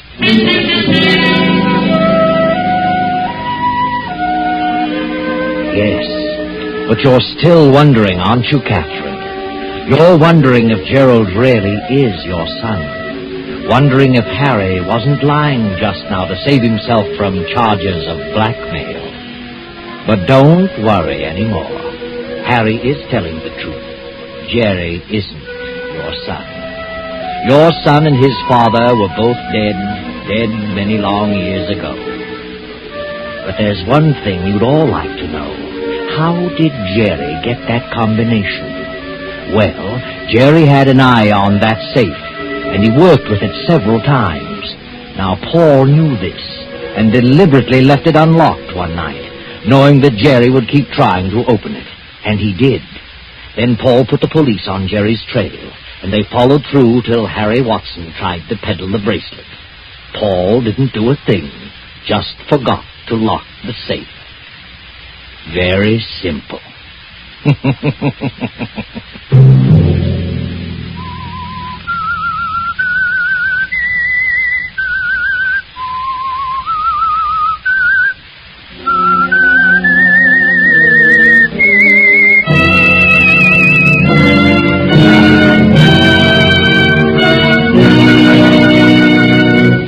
CBS has presented The Whistler.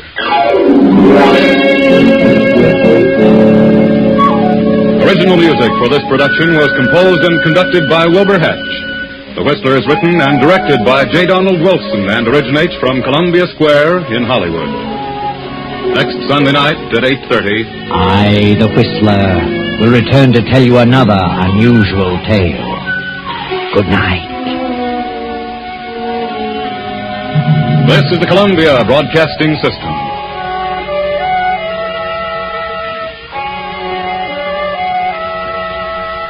You're listening to HOJO Radio. More classic old-time radio coming your way next. Have you heard the strange tales of the Whistler?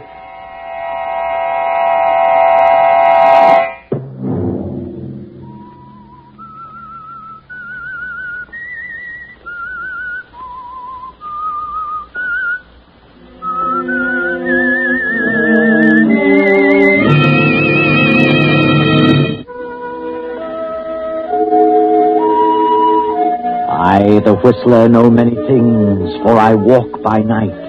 I know many strange tales, many secrets hidden in the hearts of men and women who have stepped into the shadows. And so I tell you tonight the amazing story of mind over matter. Do you believe there is such a thing as sixth sense, that mind reading is possible? Many people believe that nothing enters the mind except by way of the five senses, but I know better. I know there is such a thing as telepathy. Else how would I know the things that I know? Yes, and Herbert Randall knows too. He believes because he's a student of parapsychology. Herbert is highly attuned to extrasensory perception. He believes that a person can learn things without the use of the five physical senses. At the moment, Herbert Randall, a textbook in his lap, is apparently dozing. His young wife, Andrea, reads a magazine in the opposite corner of the room. Herbert is mumbling to himself. Yes, I understand. I see you. I hear you. My unfinished manuscript, you must find it. I am Thomas Banning. You must get the manuscript. I am Thomas Banning. My manuscript. The title is Mind Over Matter. You must come to me. You must come. Herbert. Thomas Banning. I see you. I'll find it. I'll come. Herbert. Huh? What? Mumbling about? Oh, Andrea. You've been dreaming, mumbling to yourself. I haven't been asleep. I've been wide awake. I saw him. I heard him. You were dreaming. No, not for an instant. Thomas Banning, manuscript. That's what you've been mumbling. Who's Thomas Banning? Oh, he was a writer of books on psychic phenomena. I've never met him, never seen him until tonight. In a dream? No, it wasn't a dream. I wasn't asleep. And the message was too clear. Thomas Banning is trying to reach me. And he did. Still in the dream? No, dream or not, it was real. I'd never met the man, never seen him. How could I dream about someone I'd never seen? I've got to locate Thomas Banning. Well, why? He has an unfinished manuscript, and he wants me to have it. Well, maybe he's dead. Not necessarily. This is no spook stuff. This is a case of a living mind trying to contact me. Oh, but why you, Herbert? You said you don't even know him. That doesn't matter. He must know of me. Thomas Banning. Unfinished manuscript entitled Mind Over Matter. Well, how can you find him, especially if you don't know what he looks like? I saw him. I heard him. And I'll find him. How? Through his publisher. He's written several books. I'll find him tomorrow.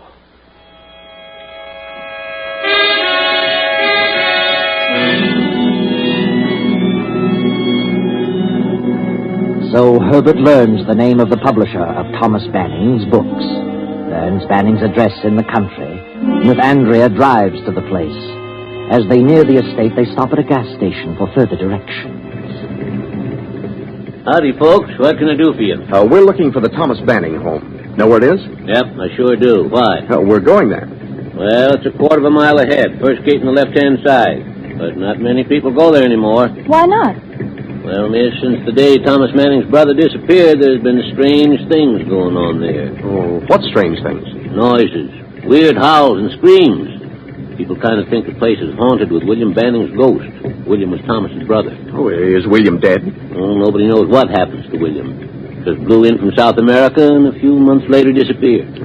Have you heard the screams? Yeah, and what's more, I don't want even to talk about it. So long, folks. First gate on the left. Well, this really begins to sound interesting.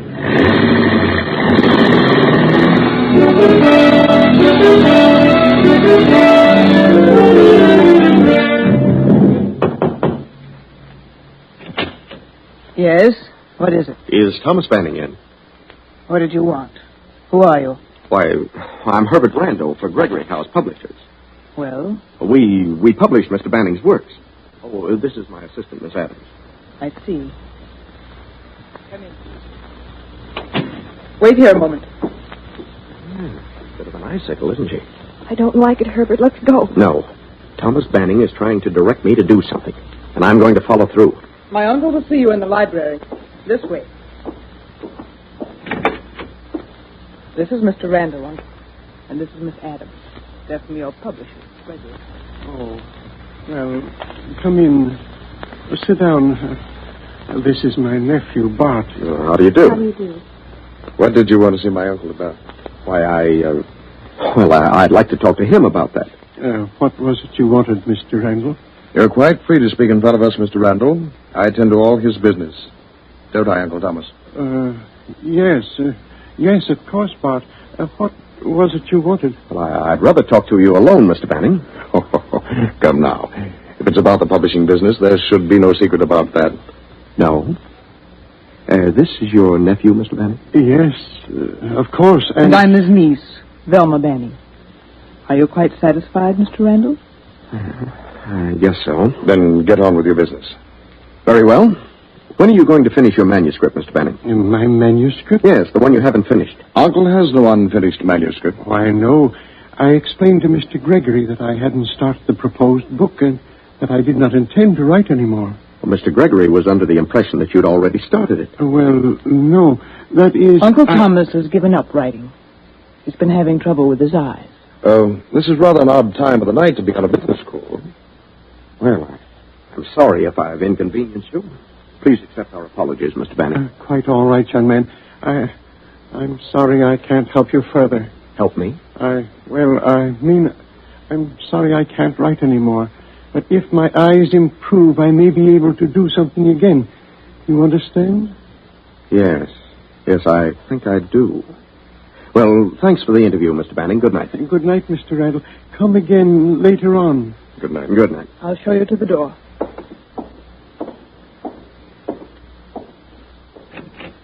Good night. Well, what do you think of that, Andrea? It's Banning, exactly as I saw him in the vision. I still don't like it. Did you get the meaning of the situation? No. What do you mean, Herbert? Oh, I sensed it the second I walked into the room. You would. What was it? Thomas Banning was lying about that manuscript. Did you notice how those two butted in and led the conversation? He's afraid of them. They've got him cornered for some reason. He was afraid to speak the truth. Say, look. Yes. What is that, a grave? It certainly looks like a grave. Herbert, it is a grave. And freshly dug. A small one, but just about right for Thomas Banning. Oh, Herbert, what do you mean? And look over there. Another one, but filled in. You can tell by the way the grass is sunken. Come on, let's get out of here. There's certainly something strange going on here. Herbert! Now, take it easy. They're killing him. We've got to stop them. No, wait. There's nothing we can do at the moment. We wouldn't have a chance. Come on, let's get back. Herbert, what is it? What's wrong? There it is again. And I'm wide awake. I heard it again. Oh, I didn't hear a thing. The manuscript. You've got to get the manuscript. He reached me again. Oh, please, Herbert, please, let's go. Yes, Andrea. We'll go now.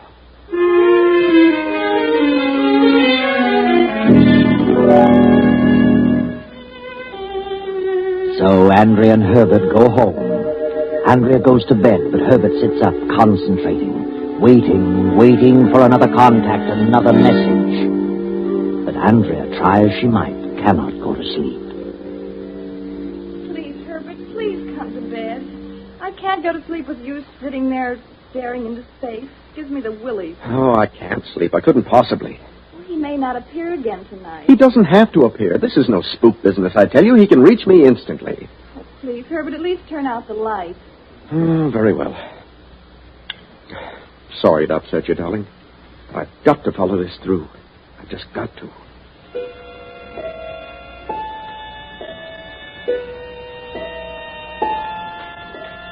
Thomas Banning. Find the manuscript. Mind over matter. Get the manuscript. You must get the manuscript. You must.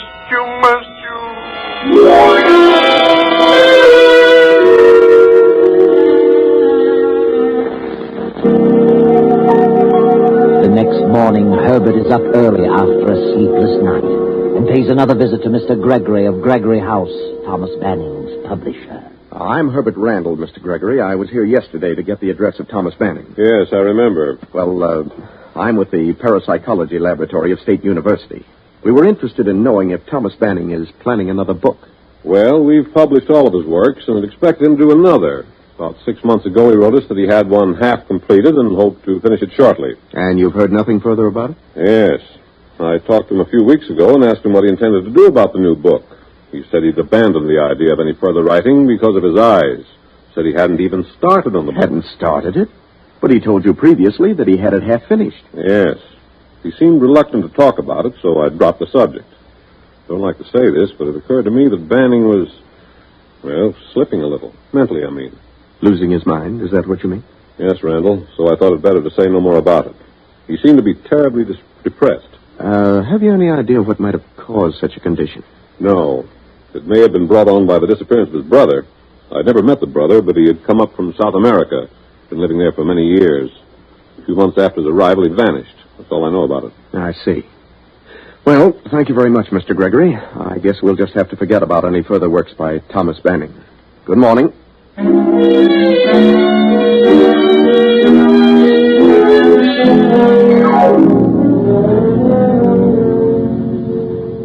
Mr. Hellman, I understand you're Thomas Banning's banker. I am. What about it? Well, Randall's my name. I'm a psychologist.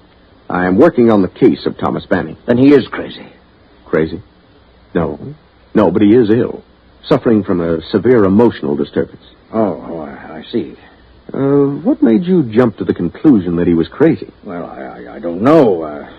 You're a psychologist. Well, what had he done, Mr. Hellman? That seems so strange. Well, he came in here in a terrible hurry one day and drew out all his money. Turned all his assets into cash, except the country place, walked out. He acted very nervous, very queerly. I knew something was wrong with him. I figured he was losing his mind. Mm-hmm. Was that before or after his brother William disappeared? Oh, I think it was before, but I'm not positive.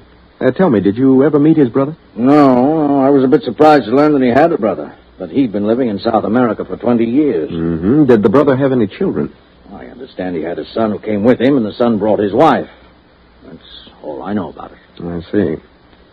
Thomas must have had a considerable amount of cash. Yes, he left here with something like 100,000 in large bills. 100,000?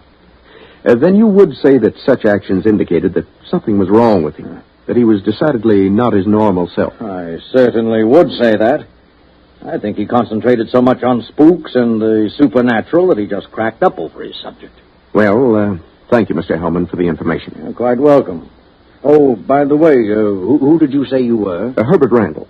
You can check on me through the Parapsychological Laboratory of State University. Good morning, Mr. Hellman.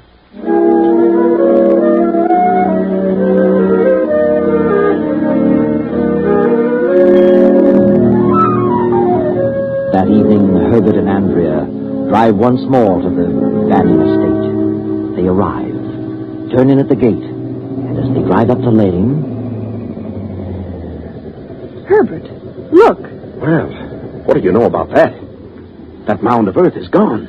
The hole's been filled in. Good heavens, and they've already killed him. Oh, you're probably right. Oh, they're desperate, Herbert. They'll do anything. Don't go in there. No telling what they'll do. Please, Herbert, let's go back. Well, here we are, Andrea. Come on.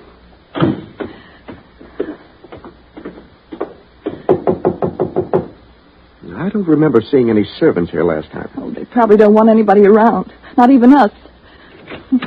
Yes?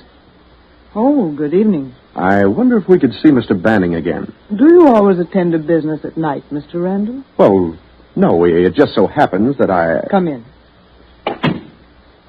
I'm afraid my uncle is retired. He's not very well, you know. It's quite a long trip down here, if he possibly can. I wish he'd see me now. He's here, isn't he? Of course. Just a moment. I'll speak to my husband. Be careful now, Herbert. Anything might happen. I know that. I'm prepared. I've got my gun. Will you step into the library? You stay out here, Andrea. Come in, Mr. Randall. Yes, come in, Mr. Randall. Mr. Banning. Good evening, Randall. Well, Oh, well, how are you? Didn't you come here to see Mr. Banning? Oh, yes, but You seem so surprised. What do you want this time? Oh, I want to talk a little further about the book. Couldn't I possibly see you alone, Mr. Banning? You're going to start that again, Randall? What are you so worried about? Go ahead and speak your piece. I'd prefer to talk with him alone. You're just a bit of a nuisance, Randall. Very well.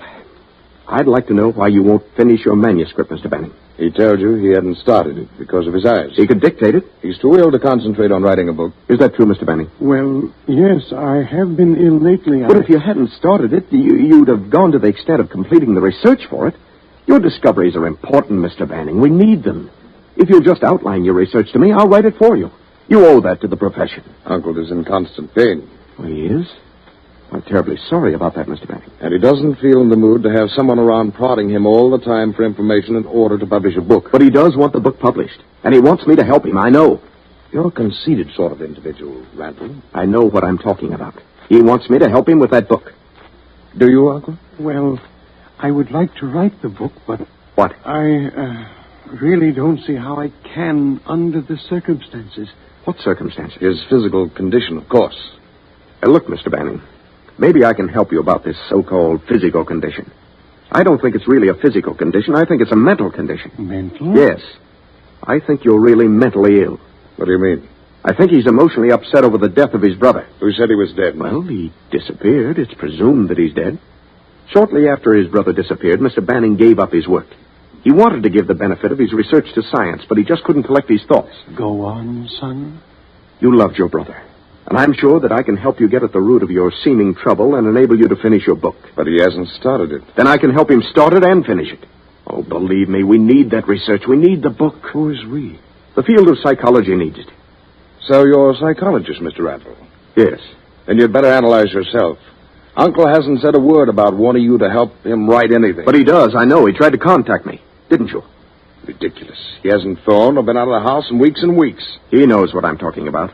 Now I ask you, Uncle, have you tried to get in touch with this man? Have you? No. There you are. I understand, Mr. Banning. Don't worry. However, if Uncle wants you to stay and see what can be done, why, that's entirely up to him. Do you, Mr. Banning?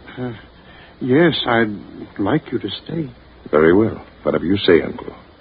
Velma, put them up in the east wing. Where's your room, Mr. Banning? Why, in the west wing, Mr. Randall.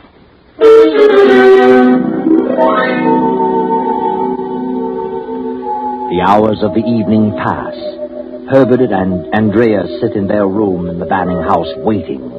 Still waiting for another message. Another contact Herbert is confident will come now clearer than ever. Then you think that he hid the money on the estate and they're trying to force him to tell where it is? Yes. When I drove up the driveway tonight and saw that hole filled in, I felt sure they'd killed him. But they wouldn't do that until he told them where the money was.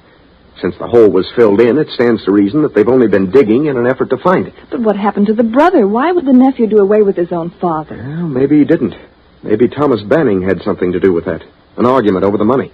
You mean Thomas killed his brother because the brother was trying to get the money? Oh, it's possible. Anything is possible.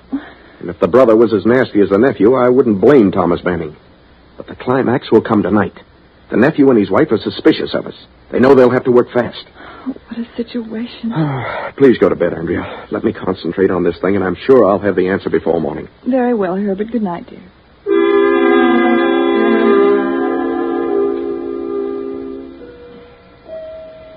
Now, long past midnight, Herbert, half asleep, sits in a big armchair in the bedroom in the east wing of the huge house. Then Herbert begins to stir. Herbert Randall, the manuscript. Mind over matter in the library, law's shelf on the right. Mind over matter, law's shelf on the right. Get it now, get it now, get it now. Library. Lower shelf on the right. Andrea.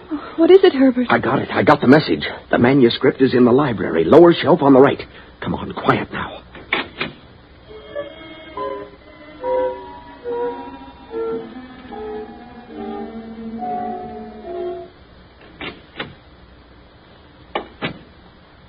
Turn on the lights, Andrea. Lower shelf on the right. Here we are. Oh, I hope they can't see the light from the other wing. Please hurry. I'm frightened to death of all this. I wish we hadn't come here. Here it is. Look, here it is. Mind over matter. He did start it. And it's unfinished. Stopped at page 313. Then come on, let's get out of here before they catch us. Andrea. What is it? Look. Look, Andrea. Here in the middle of the script. 2 $50,000 negotiable bonds. Good heavens. Negotiable bonds? Why, it's the same as money. Anybody can cash them. So that's what he did with his money. This is what those two were after. This is why he's been kept a prisoner. This is why they've been torturing him. Poor man. Come on. I'm going to the West Wing. Maybe we can slip into Banning's room without them knowing it.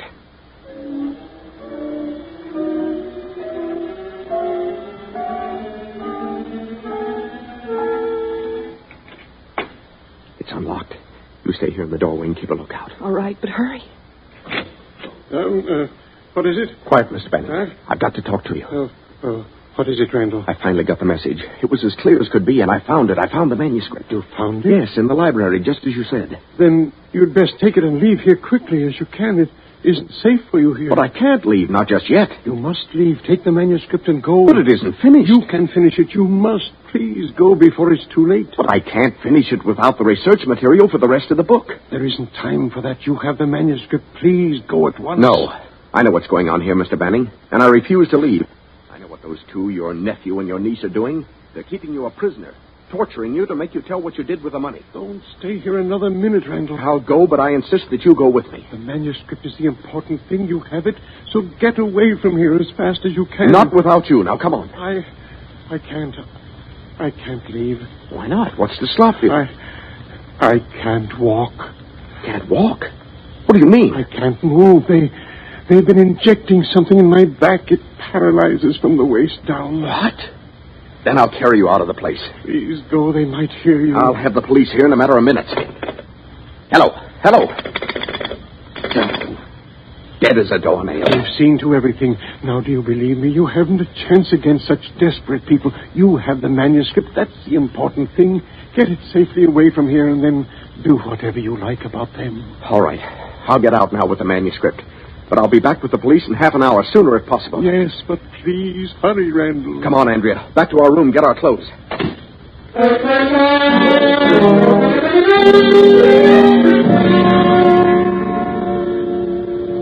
Hurry, Andrea. Step on it. I am. Oh, dear, I wish that phone was working. Say, maybe this one is. Maybe just that one extension was pulled off. Does it work? No, it's dead, too. They're all dead. Oh. Come on, Andrea. Let's go. Yes, I'm ready. Oh. There it is again. Did you hear that? Oh, heavens, yes. They must be wise to us. Probably heard us, and they're going to give him the works this time. It's their last chance. Oh, I can't stand it, Herbert. It's horrible. I'm not going to let them torture that old man any longer. I'm going back to his room. Oh, then I'm going with you. Come on.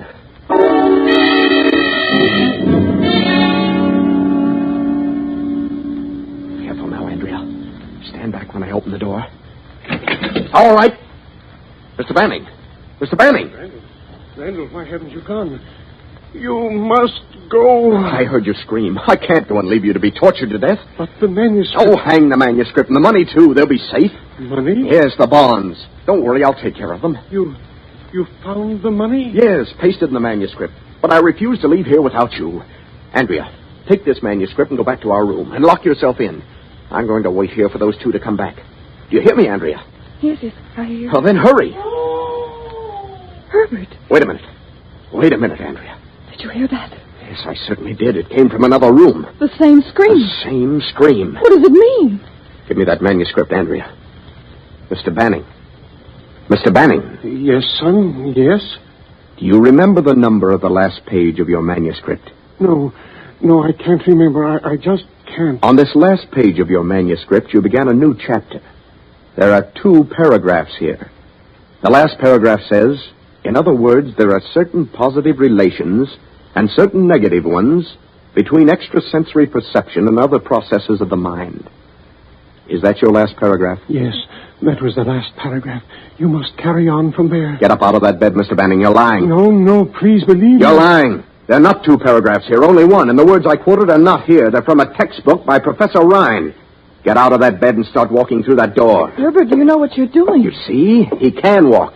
And don't make a false move, Banning, or I'll shoot. Now through that door and down the hall. Oh. All right, Banning. Open that door. Randall. Put up your hands, both of you. Now get away from that bed. Who is this man? Herbert, look. His hands and feet are tied to the bed. Yes. But take a look at his face. Why, Mr. Banning. Exactly. A little thin, but it is Mr. Banning. Untie him and be quick about it. Mr. Banning, can you hear me? Yes. You're Herbert Randall.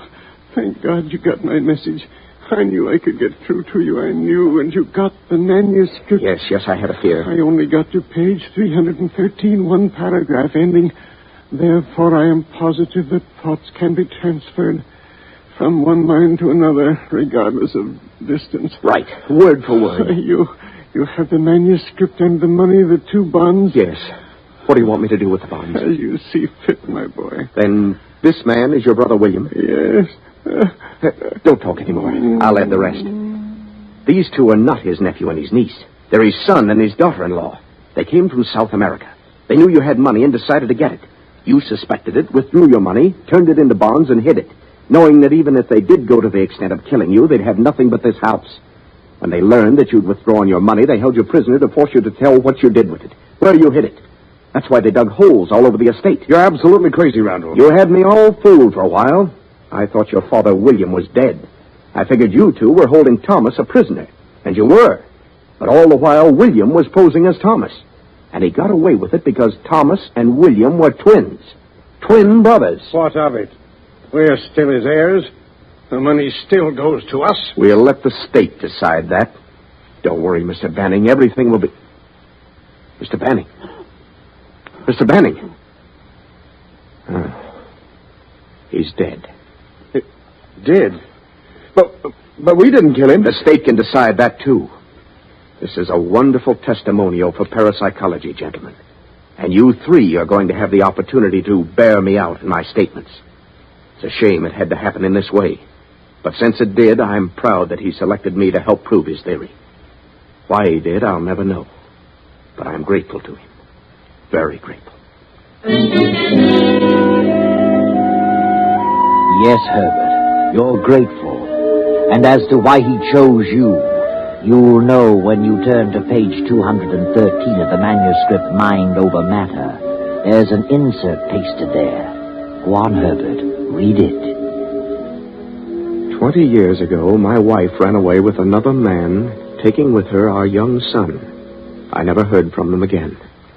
But last week I learned the whereabouts of my son, who had assumed the surname of his stepfather. Since my brother William has returned from South America, I fear for the safety of my life and my fortune. I know they plan to kill me since they have learned of the existence of my son. So I have turned all my assets to cash and willed them and my unfinished manuscript, Mind Over Matter, to my son, whose address is 214 East 32nd Street, this city. What? And whose name is Herbert Randall. Andrea, I'm his son. Herbert. If you get this, God bless you, my son, and carry on with our great work, which is destined someday soon to eradicate the boundaries of time and space. Your father, Thomas Banning. Just a chance coincidence, you say? That's such a convenient explanation for the layman who doesn't understand, and safer, too, to be skeptical and conservative. But one mind can reach another regardless of time or space. And you will agree with me someday. I know.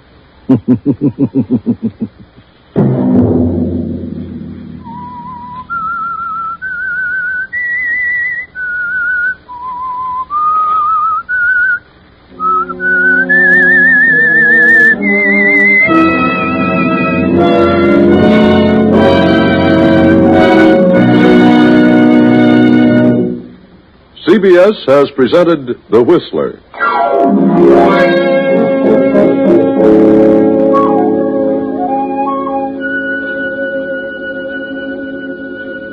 Original music for this production was composed and conducted by Wilbur Hatch.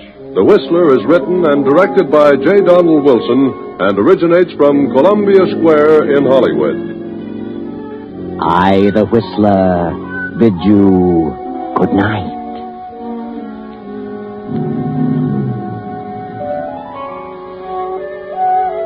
This is the Columbia Broadcasting System.